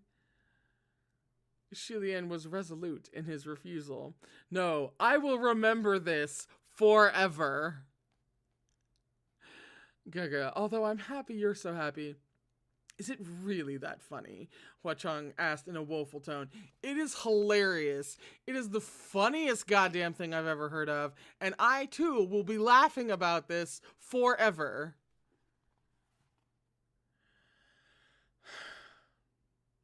Xu Lian hugged his belly as he laughed. Of course! Only since meeting you have I rediscovered how simple...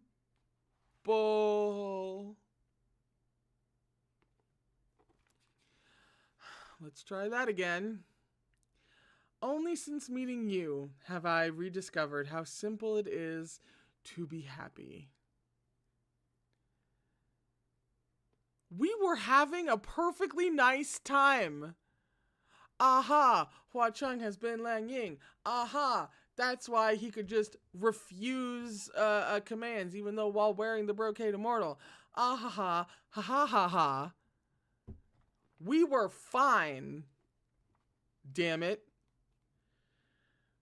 Hearing this, Hua Cheng blinked. Shi Lian's laughter quieted as he realized that his words were a little too frank. Even he thought they were a little corny now that he'd calmed down. Clearing his throat quietly, Shi Lian rubbed at the corners of his eyes and forced himself to school his expression. All right, enough playing around. Where's the real Lang Ying? Why are you disguised as him? Bring that child back now. I sent him to Ghost City as a guest, Hua Cheng replied languidly. Since Hua Cheng was the one who took him away, Shi Lian wasn't worried. He nodded and was about to continue the conversation when the wooden door creaked open. Ling-Wen walked outside Puqi's shrine with her hands clasped behind her back. Your Highness. Hua Cheng had no intention of revealing his identity, so Shi Lian didn't mention it and pretended he was still Lang Ying in front of others. Seeing Ling-Wen's solemn expression, Shi Lian's smile faded unconsciously. What is it? The brocade? Is something wrong with Bai Jing? No, there's nothing wrong with him, Ling-Wen said. There's a weird smell coming from the kitchen. Is your Highness cooking something? Oh, I am. It's simmering on the stove, Shi Lian replied quickly. After some thought, Ling-Wen used a courteous tone to say very discourteously, Please clear it away, Your Highness. Whatever you're cooking, it's probably ruined by now. 2 hours later, evening had come. Inside Puqi's shrine, Hua Cheng, Ling-Wen, and Chuan Yi-Zhen sat around the little wooden altar table. Shi Lian brought a pot from the kitchen and set it on the table. He opened the cover to reveal dozens of cute, round, smooth, snow-white little meatballs sagely curled inside. Weren't you stewing something? How did it turn into meatballs? Chuan Yi-Zhen demanded. Shi Lian introduced his creation. This dish is called Incorruptible Chastity meatballs. Incorruptible Chastity.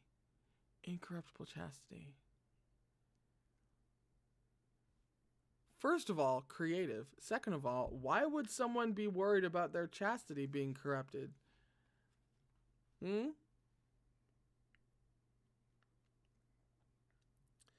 There's a footnote about this. Clean as jade, clear like ice is an idiom that means pure, noble, and uncorrupted, and is usually used to describe girls. Shi Lian is using the idiom's imagery to describe his cute little meatball. No, he's adorable.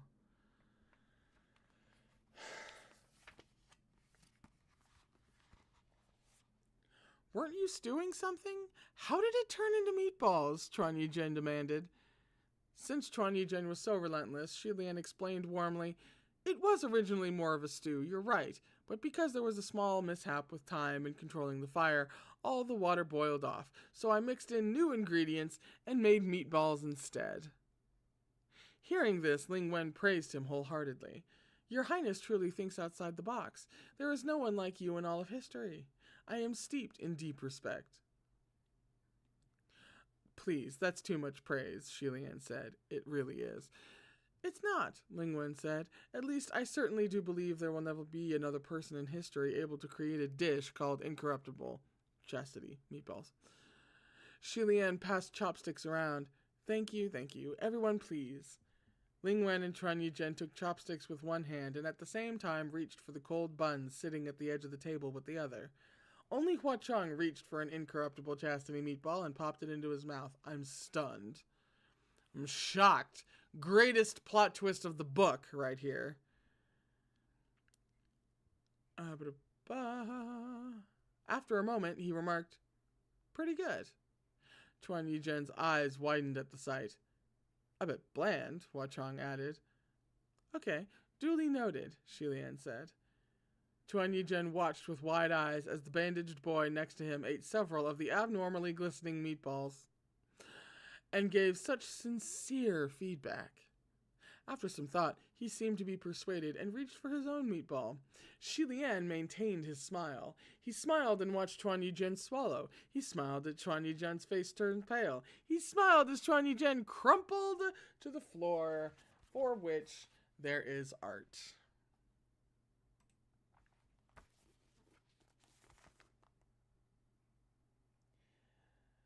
Too fucking funny.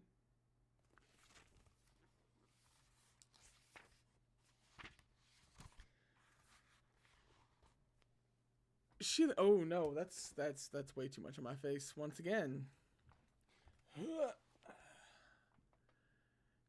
Lian continued smiling as he asked, "Is something the matter?" "Probably ate too fast and choked," Hua Cheng advised. Ling-Wen grinned. All of a sudden, Lian heard a familiar voice in his ear. "Gaga."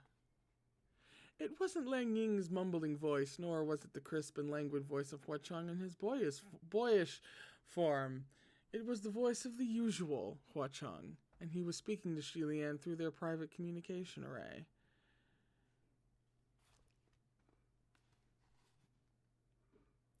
Lian raised his lashes slightly. "What is it?" Ling-Wen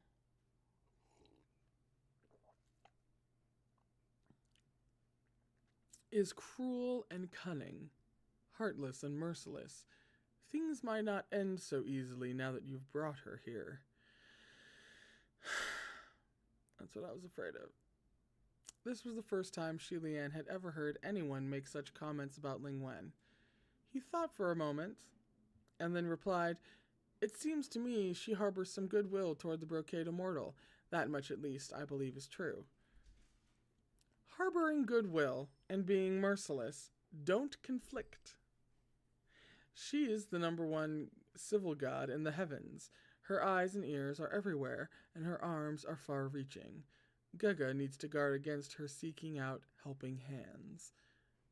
"General Pei?" Lian asked. "Unlikely," Hua Cheng replied. "She certainly would have asked the water tyrant for his assistance in suppressing the matter if he were still around. As she would do, always acted on acquaintance and not reason. But Pei Ming might not be willing to aid corruption as long as you inform him of the truth. Gaga, be careful." "All right, I will be careful," Lian said. "Good thing a day goes by fast." However, Hua Cheng's voice was dark in his ear.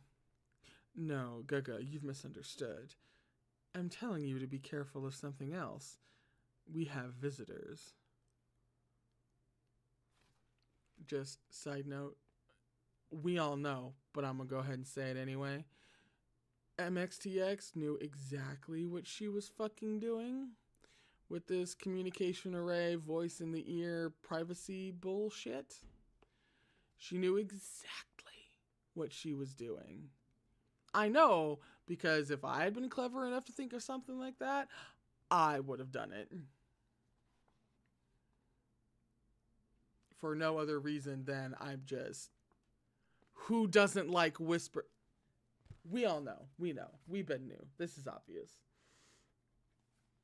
The clinking, crisp sound of bells reached Lian's ears. Hua Cheng frowned slightly. Lian looked through the window and saw a middle-aged cultivator approaching the entrance to Puchi village and ringing a bell as he strutted forth. The cultivator wore a rather magnificent cultivation robe and carried a treasure chest on his back that was covered in yellow talismans. As he walked along, his bell rang with each step. Lian recognized it as a good tool. He had an eye for these things. The sound of that bell would give a piercing headache to any low-level evil beings that were near enough to hear it, and they would steer clear.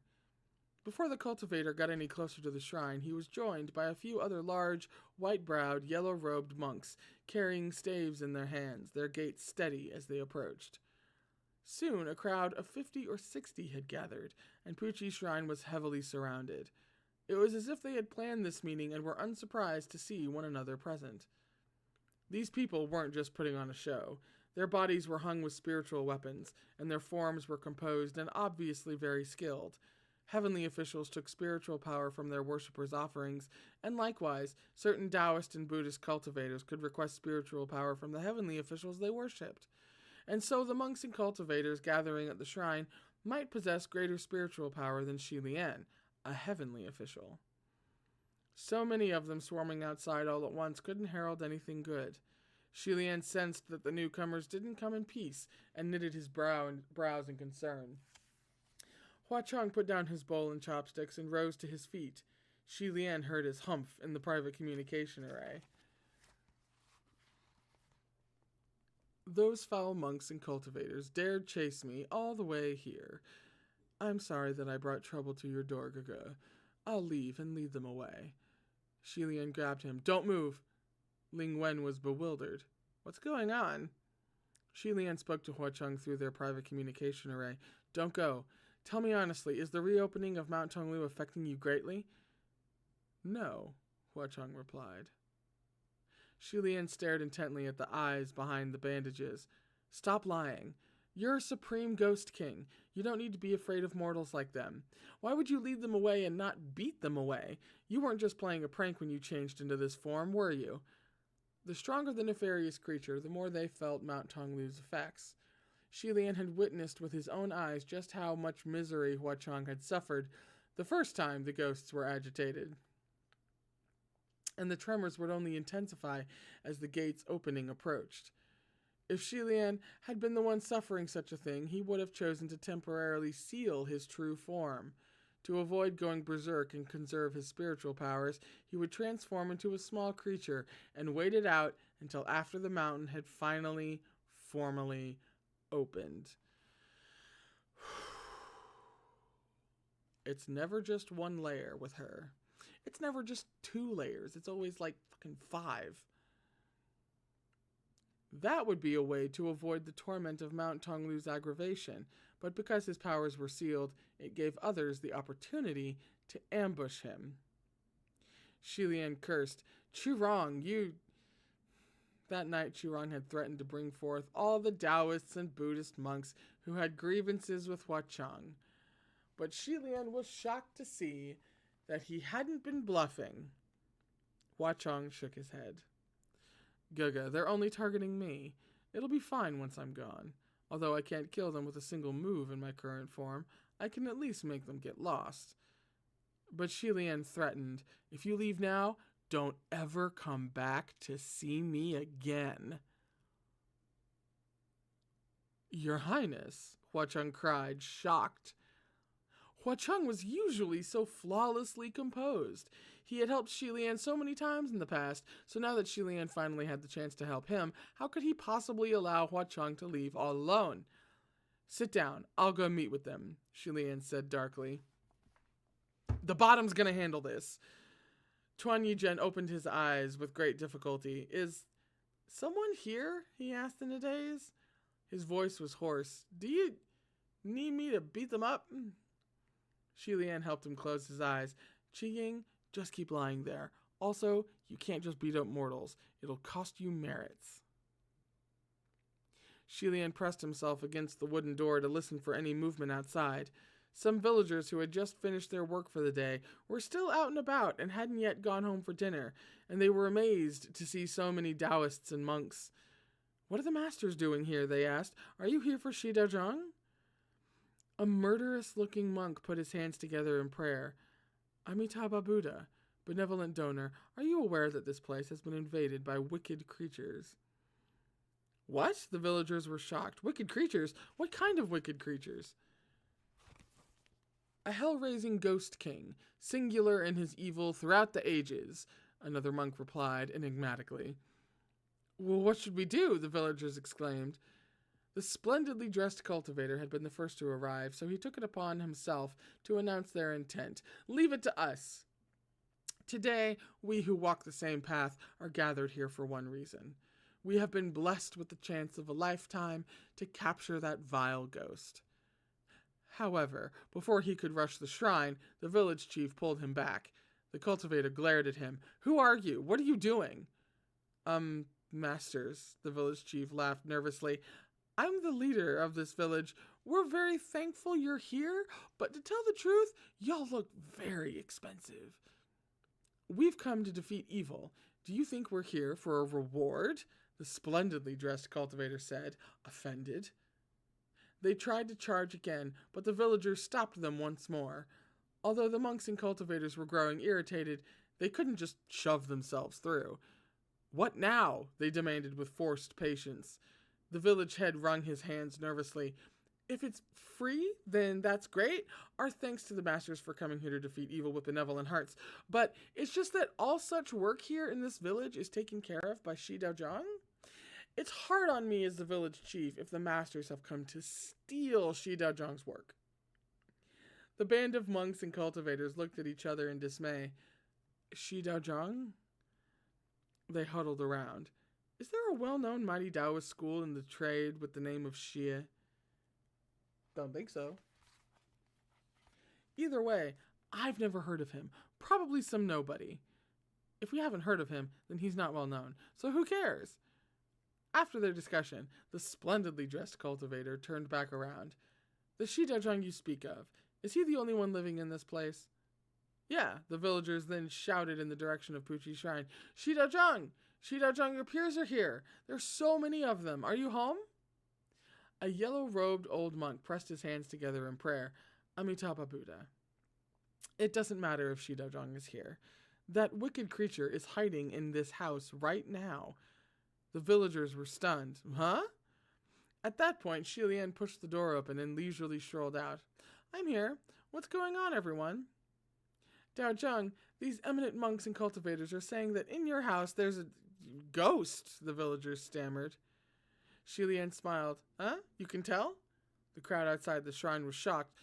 It's true? What a quick confession of guilt. Hualian tossed a jar to them. That's right, there really is a ghost. The splendidly dressed cultivator caught the jar and was delighted at first, but his smile collapsed when he opened it. A half-makeup woman? He tossed the jar back, looking very obviously displeased. Don't pretend, my friend. A vulgar ghost like this isn't even at the level of a fierce. You know exactly what we're referring to. Hualian caught the jar and could tell that the man's throw wasn't weak. It was obvious that he had cultivated for many arduous years and had considerable strength. Daozhang, I can sense that this cultivator's body is full to bursting with evil qi. A number of monks said to the splendidly dressed cultivator, could he be... I, heaven's eye, can determine such things with just one glance, the splendidly dressed cultivator stated. With a loud shout, he bit his finger and drew a line of blood down his forehead, and a moment later, a third eye looked like it sprouted on his face. Hualian silently praised this demonstration of skill, and he leaned against the door to enjoy the show. The splendidly dressed cultivator glared at him for a moment with concentration. I knew it! There it is, ghost chi! Such sinister ghost chi! You did change your face after all, Ghost King! Hualian was struck dumb. How could he, an esteemed and titled heavenly official, have ghost chi on him? He was just starting to think that this man might have some skill, so why was he spewing nonsense not a moment after? At this accusation, the 50 or 60 masters in the gathering looked like they were steeling themselves to face a great enemy. Each of them went into a fighting stance. These people are so annoying, Hua Cheng said to Hualian in their private communication array. It's fine, it's not that bad. Just sit tight, Hualian replied. The splendidly dressed cultivator spoke up again a moment later, but he sounded doubtful. That's not right? What's not right? The monks next to him asked. The splendidly dressed cultivator rubbed the blood mark on his forehead. This is weird. When I look at this man, he's sometimes covered in ghost chi, sometimes glowing with spiritual light, and sometimes dull and colorless. This is really strange. Huh? How can that be? Daozhang, can you handle this? If you can't, let us take over. Yeah, how could it be so bizarre? The splendidly dressed cultivator was miffed. What, you think I can't do this?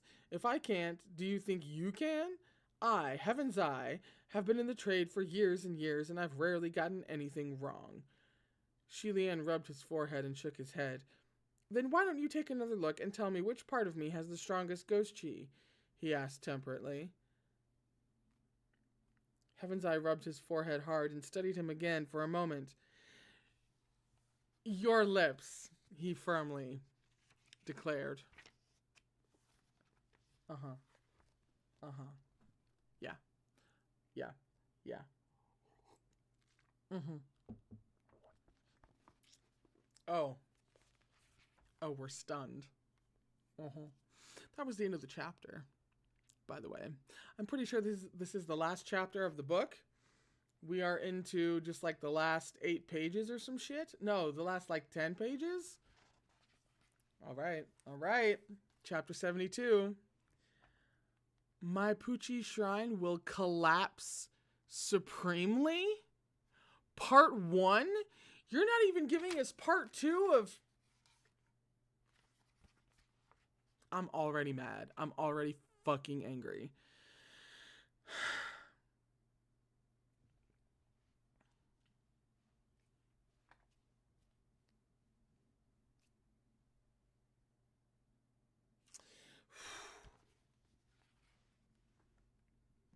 Chapter 72.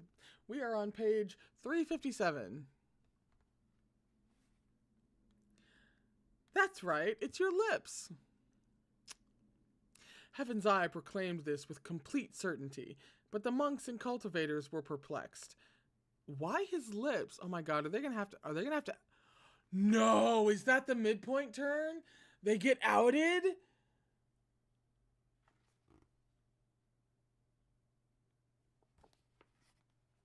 Stop. That's not happening. That's not happening.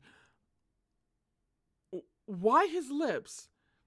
How can Ghost Chi be only on the lips? Is it a lip balm spirit? Ha, he's got jokes. Shilian's hands unconsciously flew to cover his mouth. Hua Cheng had stained him with his scent when they embraced and kissed the night away at Thousand Lights Temple. Shilian never could have imagined that it hadn't yet faded. Heaven's Eye pointed at him. Well, do you all see? He knows his guilt. Shilian hastily dropped his hands. He forced down the urge to turn and see what expression Hua Cheng wore after hearing that accusation, even though his face was currently covered in bandages, and Shilian wouldn't have been able to tell. My fellow Dao friend, you've mistaken, he explained amiably. I live a humble life, so each household item is used for many purposes. Take this jar, for example. He raised the clay jar in his hand and continued with earnest conviction. Although I sometimes use this to catch ghosts, I normally use it to pickle vegetables. The pickles from this jar have a unique flavor, and once you eat one, you'll naturally... if you don't believe me, you can try it yourself. Technically, the explanation could make some sense. The monks and cultivators were still dubious, but all the villagers covered their mouths as well. Huh? Shidao-jung, have all those pickles you've given us been pickled like that? Won't our mouths be full of ghost chi too? Oh shit. When the villagers offered him fresh fruits and vegetables, Shilian would usually return the favor by giving them some of his pickled vegetables. He quickly waved his hand. Don't worry, I use different jars to make the pickles for everyone else. Are you mental? Heaven's Eye said angrily. Aren't you afraid eating stuff like that will take years off your life? Enough talk. There's still someone hidden in your shrine, and not just one. Move aside.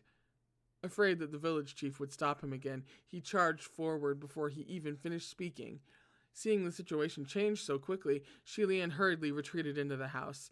He pulled the unconscious Chuan Yizhen upright, madly shook his collar, and shouted into his ear, Chi-Ying, listen, I'm going to feed you more Incorruptible Chastity meatballs.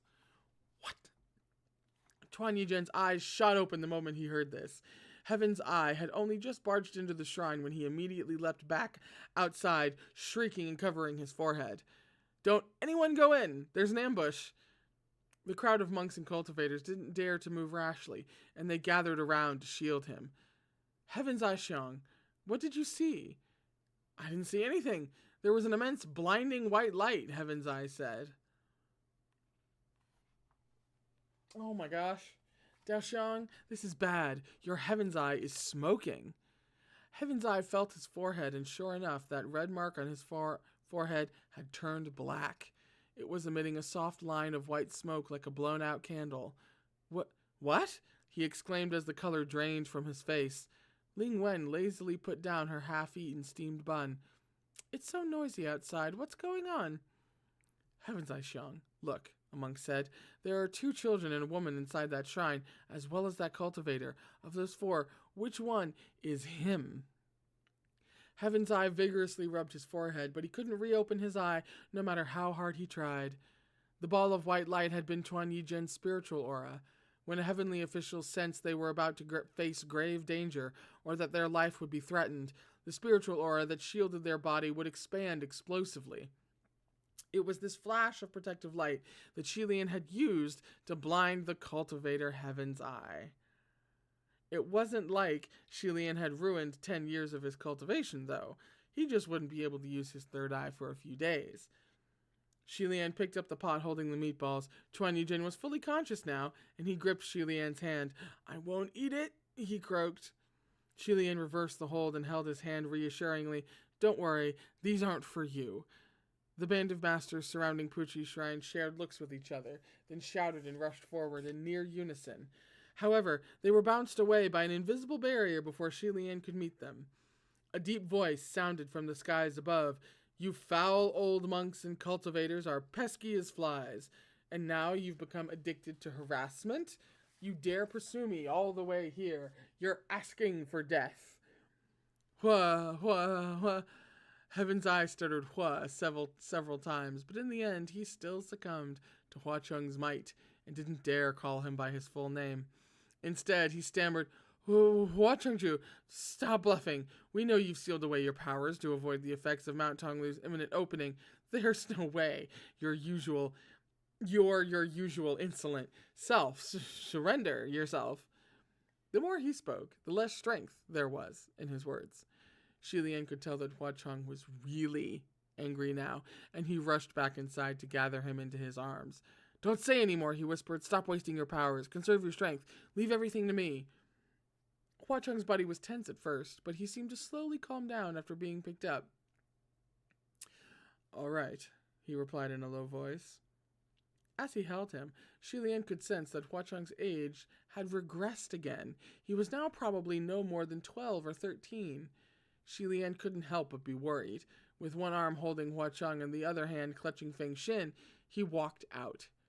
"Did none of you consider that you were deceived by the green ghost Qirong?" Unexpectedly, the monks and cultivators looked confused at this.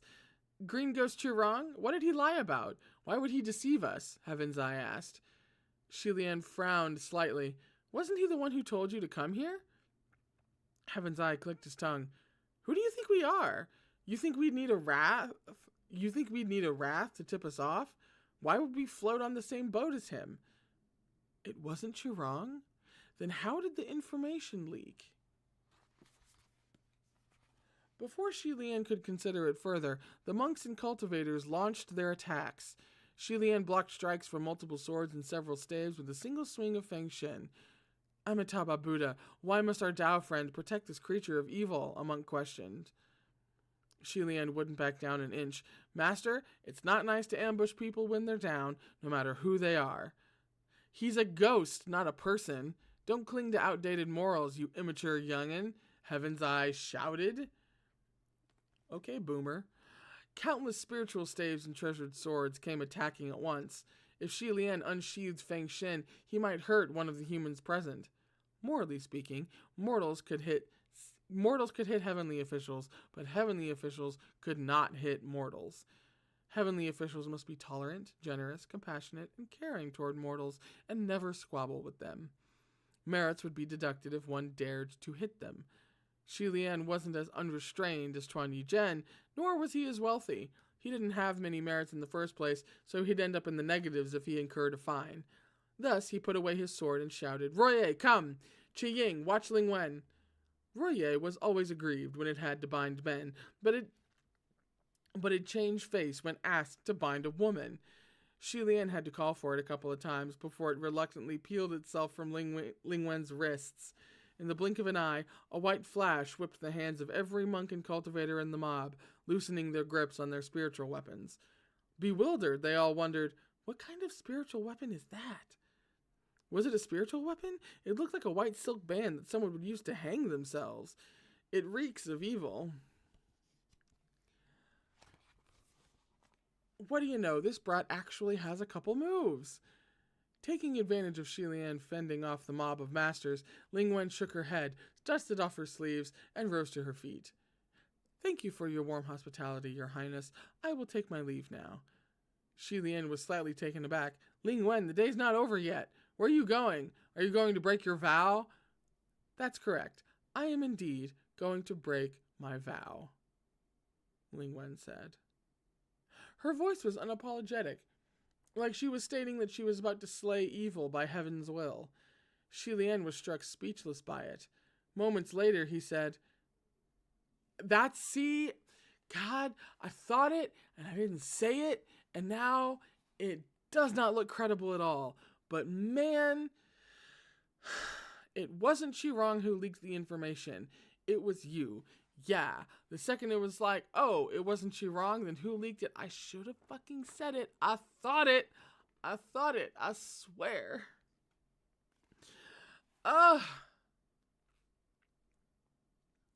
Ling-Wen smiled. I may not be a martial god, and I was bound by Roye, but one can accomplish much with just the communication array. He knew it. But how did Ling-Wen know that the bandaged boy was Hua Cheng? She barely spoke to him and barely even saw him. Shi Lian hadn't figured it out as fast as she did. Shi Lian couldn't get away from the fight, and when he saw that she was about to take her stately leave, Chi Ying, don't let her escape, he shouted. Although he had eaten an incorruptible chastity meatball not long ago, Tuan Yizhen's strength was returning, and he could now pull himself upright. And Ling-Wen was a weak, powerless civil god. Tuan Yizhen could stop her without even lifting a finger. Hearing Tuan Yizhen acknowledge okay from afar, Shi Lian relaxed and went back to fighting the crowd. A moment later, there was a sudden rumble, and a figure was blown high into the air, straight through the roof of Puqi Shrine. Aghast, Shi Lian shouted toward the shrine, Chi Ying, don't fight like that. It was nothing for martial gods to get tossed around. All martial gods grew up getting beaten. But Ling-Wen was a female heavenly official, and a civil god at that. She'd be pulverized if Tuan Yizhen fought so ruthlessly. A person strolled out of the shrine's front door. Baijing, don't fight like that, she chided leisurely. The cool voice obviously belonged to Ling-Wen. But the moment she walked out, Shi Lian thought he saw a fleeting illusion, like the one who came out wasn't Ling-Wen, but an extremely tall young man with an aura of vengeance that roared to the heavens. When Shi Lian squinted, it was still the lone figure of Ling-Wen. Ling-Wen was a civil god, that was certain. Even if she had tried to hide her strength in the past, she wouldn't have been able to deceive Shi Lian. How did she manage to blow Tuan Yizhen into the sky? Gaga, be careful. She put on the robe, Hua Cheng darkly warned.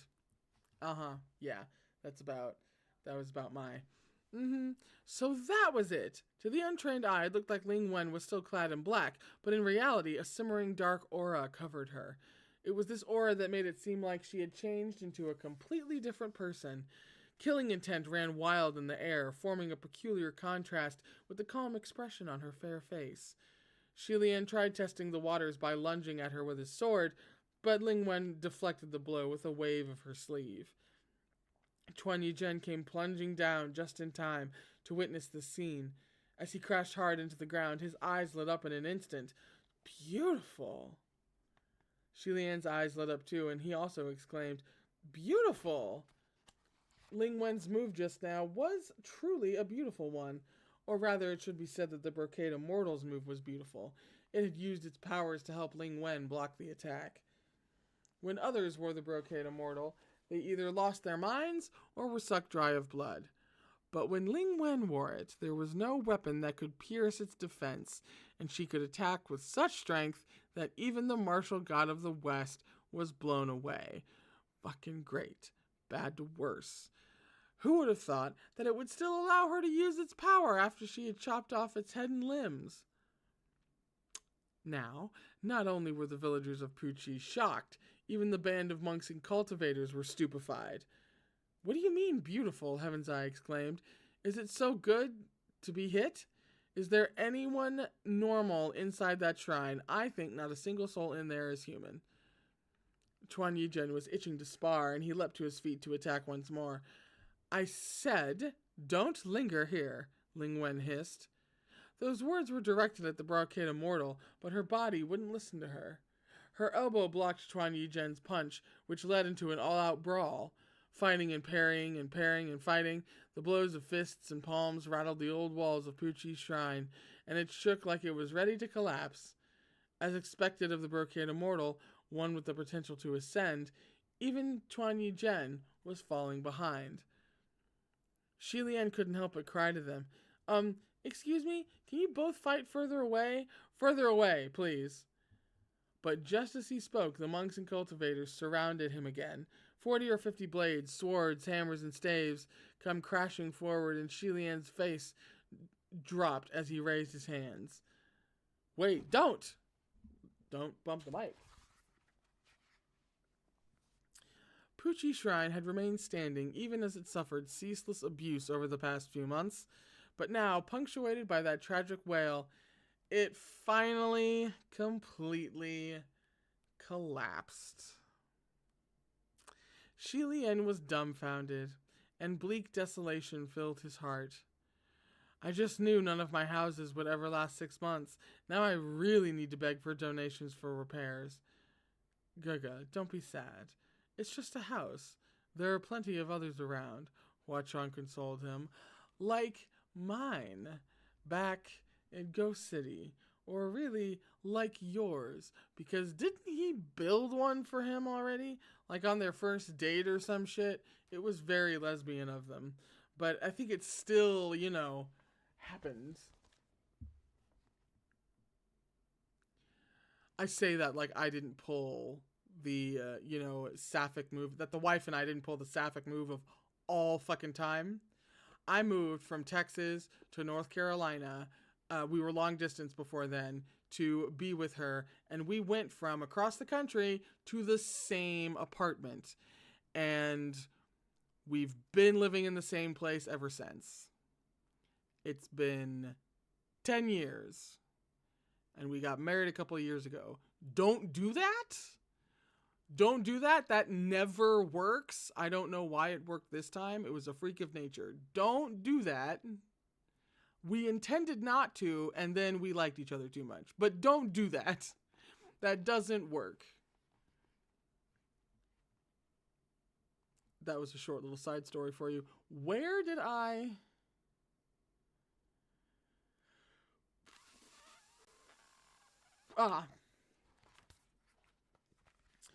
Lian was dumbfounded, and bleak desolation filled his heart. I just knew none of my houses would ever last 6 months. Now I really need to beg for donations for repairs. Gaga, don't be sad. It's just a house. There are plenty of others around, Hua Cheng consoled him. And then they were roommates, I swear to God. Lian tried to stay strong, but then Heaven's Eye came stumbling over, one hand covering his forehead and the other pointing at him. You! Youngin', you've got nothing but petty tricks. You dare ruin my cultivation? Who's your Shifu? What generation do you belong to? Which temple are you registered under? What god do you worship? Calm down, Boomer. Jesus. Lian whirled around, and a biting chill flashed over his face. He straightened and replied with intense and furious dignity. Oh. You ask who I am? Listen well, I am His Eminent Highness, the Crown Prince. Bow down before me, you riotous, unruly horde. His voice boomed like a bolt from the blue. There were actually a few who dropped to their knees and didn't snap out of it until their companions pulled them up.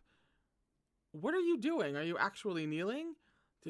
That's weird. I did it before I realized. Lian continued in a sharp tone.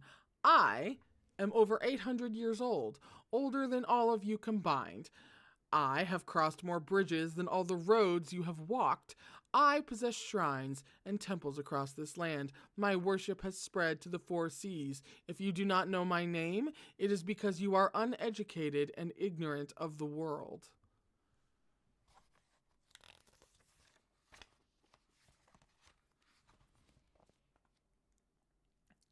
I do not worship gods.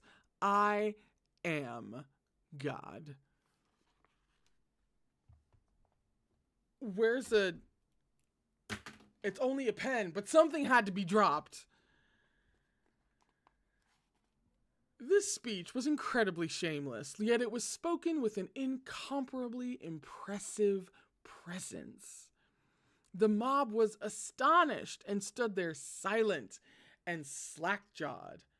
Huh? Lian had made up all that nonsense because he was waiting for this very opportunity.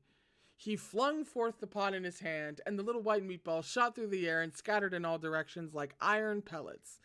Without a single miss, each and every one landed in the open mouth. Wow, in the open mouth of one of the shocked monks and cultivators.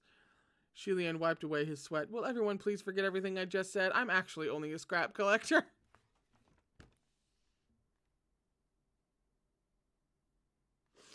I love him so much. The face of everyone who ate a meatball drained of all color. We've been had. A few who were quicker on their feet had stopped the incoming meatballs with their swords, but when they peeked around to inspect, those meatballs were still spinning rapidly on their blades and creating sparks from friction. The mob was terrified. What is this hidden weapon? Incomparably solid with a peculiar shine? Could this be the legendary... That's right, Hualian declared. They're the legendary incorruptible chastity pellets. They are extremely poisonous, and they will explode in your stomach if you don't drink 81 cups of plain water within a day to flush away the toxin. Although none of them had ever heard of such a thing before, the mob grew even more panicked. Hey, is it really that poisonous? Either way, we gotta drink water. The antidote is just water. Let's get out of here. Go find water. In an instant, a large portion of the crowd had fallen for the trick and fled. On the other side of the temple grounds, Ling-Wen was fighting with increasing aggression. She picked up Tuan Yi-Zhen in a stranglehold, but despite having the obvious upper hand, Ling-Wen didn't look pleased at all. Bai Jing, are you trying to kill him? She barked with a low voice. There's no need to fight anymore. Let's just go. Fortunately, Hualian had one meatball remaining. Just as Ling-Wen said the word go, he lobbed a meatball into her mouth with his swift hands. The light in Ling-Wen's eyes was extinguished in an instant, like it had been snuffed out by the thing she had swallowed. The black aura surrounding her body also lightened a shade. With an expression like she was forcing back the urge to vomit, she glared at Hualian, her lips quivering soundlessly. After enduring for as long as she could, she threw Tuan Yi-Zhen to the ground and left the scene with her hands supporting her temple. Tuan Yi-Zhen leapt to his feet to chase after her. Hualian wanted to follow, but the mob of monks and cultivators blocked his way. Everyone hang on, more reinforcements are on the way, they shouted. More? He couldn't stay in Puchi village any longer. It would be best if he left first and thought later. Tuan Yi-Zhen was nowhere to be found. His pursuit of Ling-Wen had already carried him far away. Hualian cradled Hua Cheng in his arms. Hold on tight to me. Like you need to say that. He bounced off from his toes into a sprint, easily outpacing the mob in an instant. Hua Cheng followed his instructions and embraced him tightly. For some reason, this felt familiar to Hualian. He's so fucking smart and he's the cleverest bitch on the planet. But he's trying so hard to have a brain cell about who the fuck Hua Cheng is, and it's just not...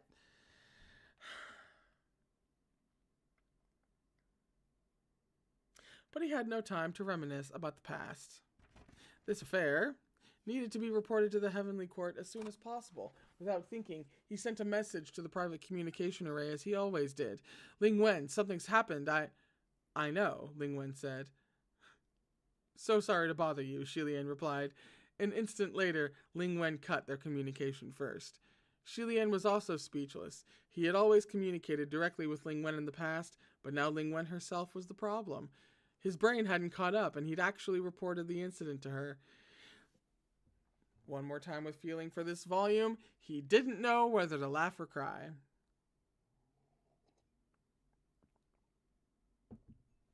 As he dashed away with Hua Cheng in his arms, Hualian entered the public communication array to frantically inform the others of the situation at hand.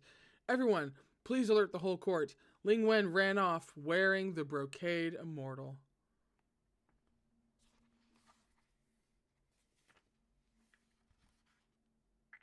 And that's fucking it. They were really like, we're gonna leave you just right in the middle of everything happening. That's what we're doing. But I swear, I am deliberately not looking at chat at the moment, just in case people confirm, but I swear I can feel... And then they were roommates. It's right there. It's right there. Hua Cheng has a place that he always meant for Shilian to take anyway. It's in fucking Ghost City. He hasn't moved out yet. It's right there. It's right there.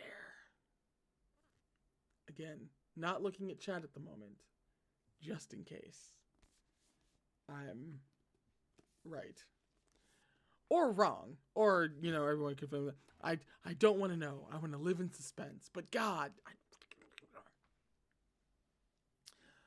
So, that is it for Volume 4 of Heaven Official's Blessing. In the end, it turned out to be a fairly classic midpoint turn.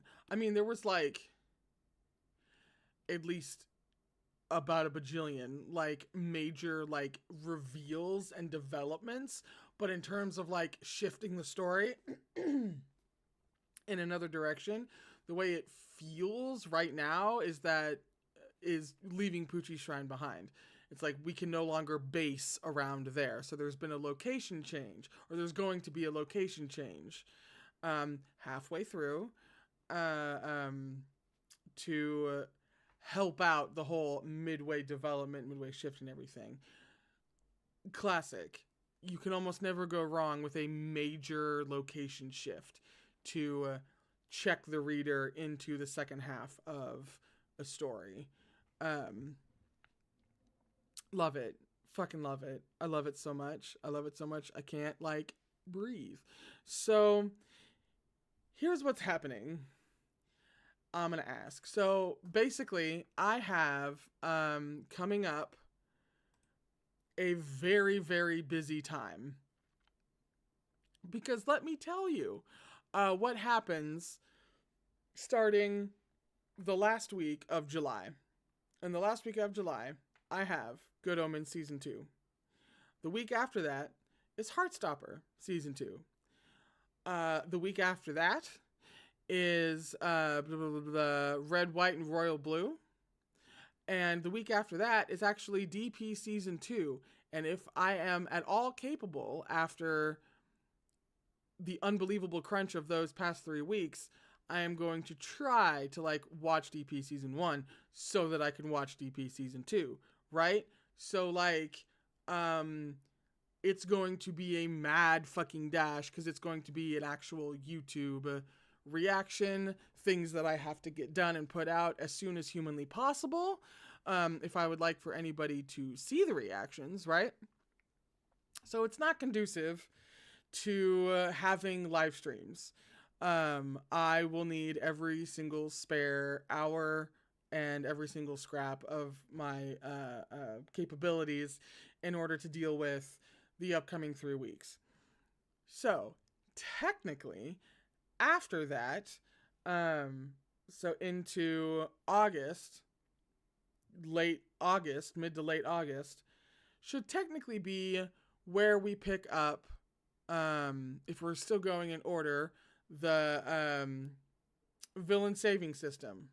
If we're going to keep going in the pattern, right? But since we're already having to essentially wait a month before that happens, rather than, I don't know, I'm leaving it up to y'all, basically. Like, maybe I'll put out like a formal poll if there's no ultimate decision here, but basically, like, I'm thinking, since we're having to wait a month before I can pick up any live streams, we would then have to spend another month reading the villain saving system before then finally picking up with Heaven Official's Blessing Volume 5. So it would be 2 months instead of 1 for more Heaven Official's Blessing.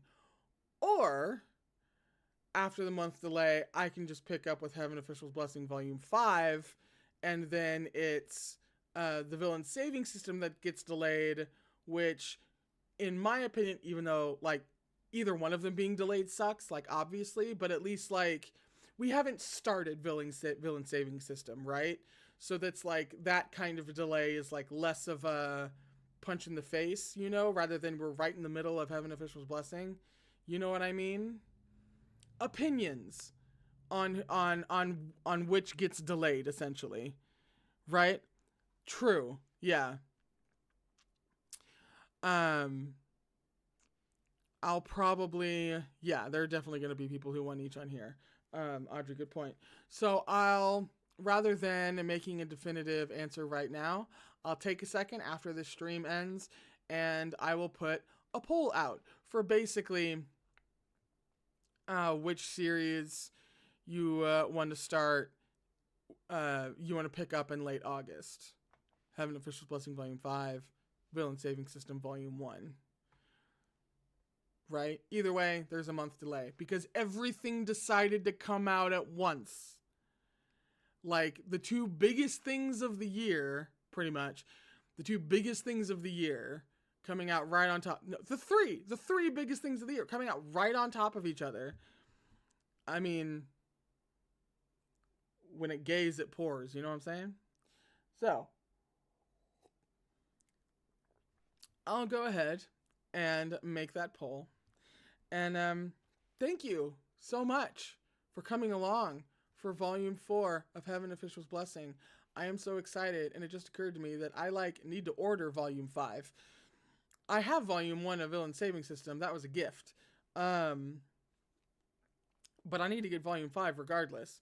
I like to have them way ahead of time. Fantastic. Fucking amazing. I mean, shoot, we all hate MXTX. We know how much we hate MXTX in this house, and we just continue to loathe her entire existence. I'm deeply in love. I'm deeply in love with this series. It is very quickly becoming part of my psyche. Absolutely. It's about, like, I don't see how it could possibly not wind up as part of my psyche at this point. So no matter when we pick it up again, if it's in August or if it's in September, it's obviously going to happen. We are going to continue. I'm terribly fucking excited. I hope you guys had a great time. I have a fucking blast, as I keep saying, but damn it, it's true. I love doing these. They are so much fun, and we will keep doing them regardless of which book is the one that gets read, and we're just going to keep having a damn blast. So I will see you guys later. In terms of reading live streams, it's going to be about a month. But in terms of other things, we have all kinds of shit coming down the pike. Good Omens 2, Heartstopper 2, Red, White, and Royal Blue, DP Season 2. There's a lot of stuff happening, and in that sense, it's terribly fucking exciting. Any patrons? What the hell is today? Today is Tuesday, right? Thursday? Tuesday. Today's Tuesday. Yes? Oh my god. Today's Tuesday. So tonight is, for patrons over on the Gaywatch Discord, we have more Sleuth of the Ming Dynasty going on, I believe, tonight. So if you're a patron, I will hopefully see you later on tonight for that. And then we're about to have an avalanche of some really, really good queer stuff. So I will see you then.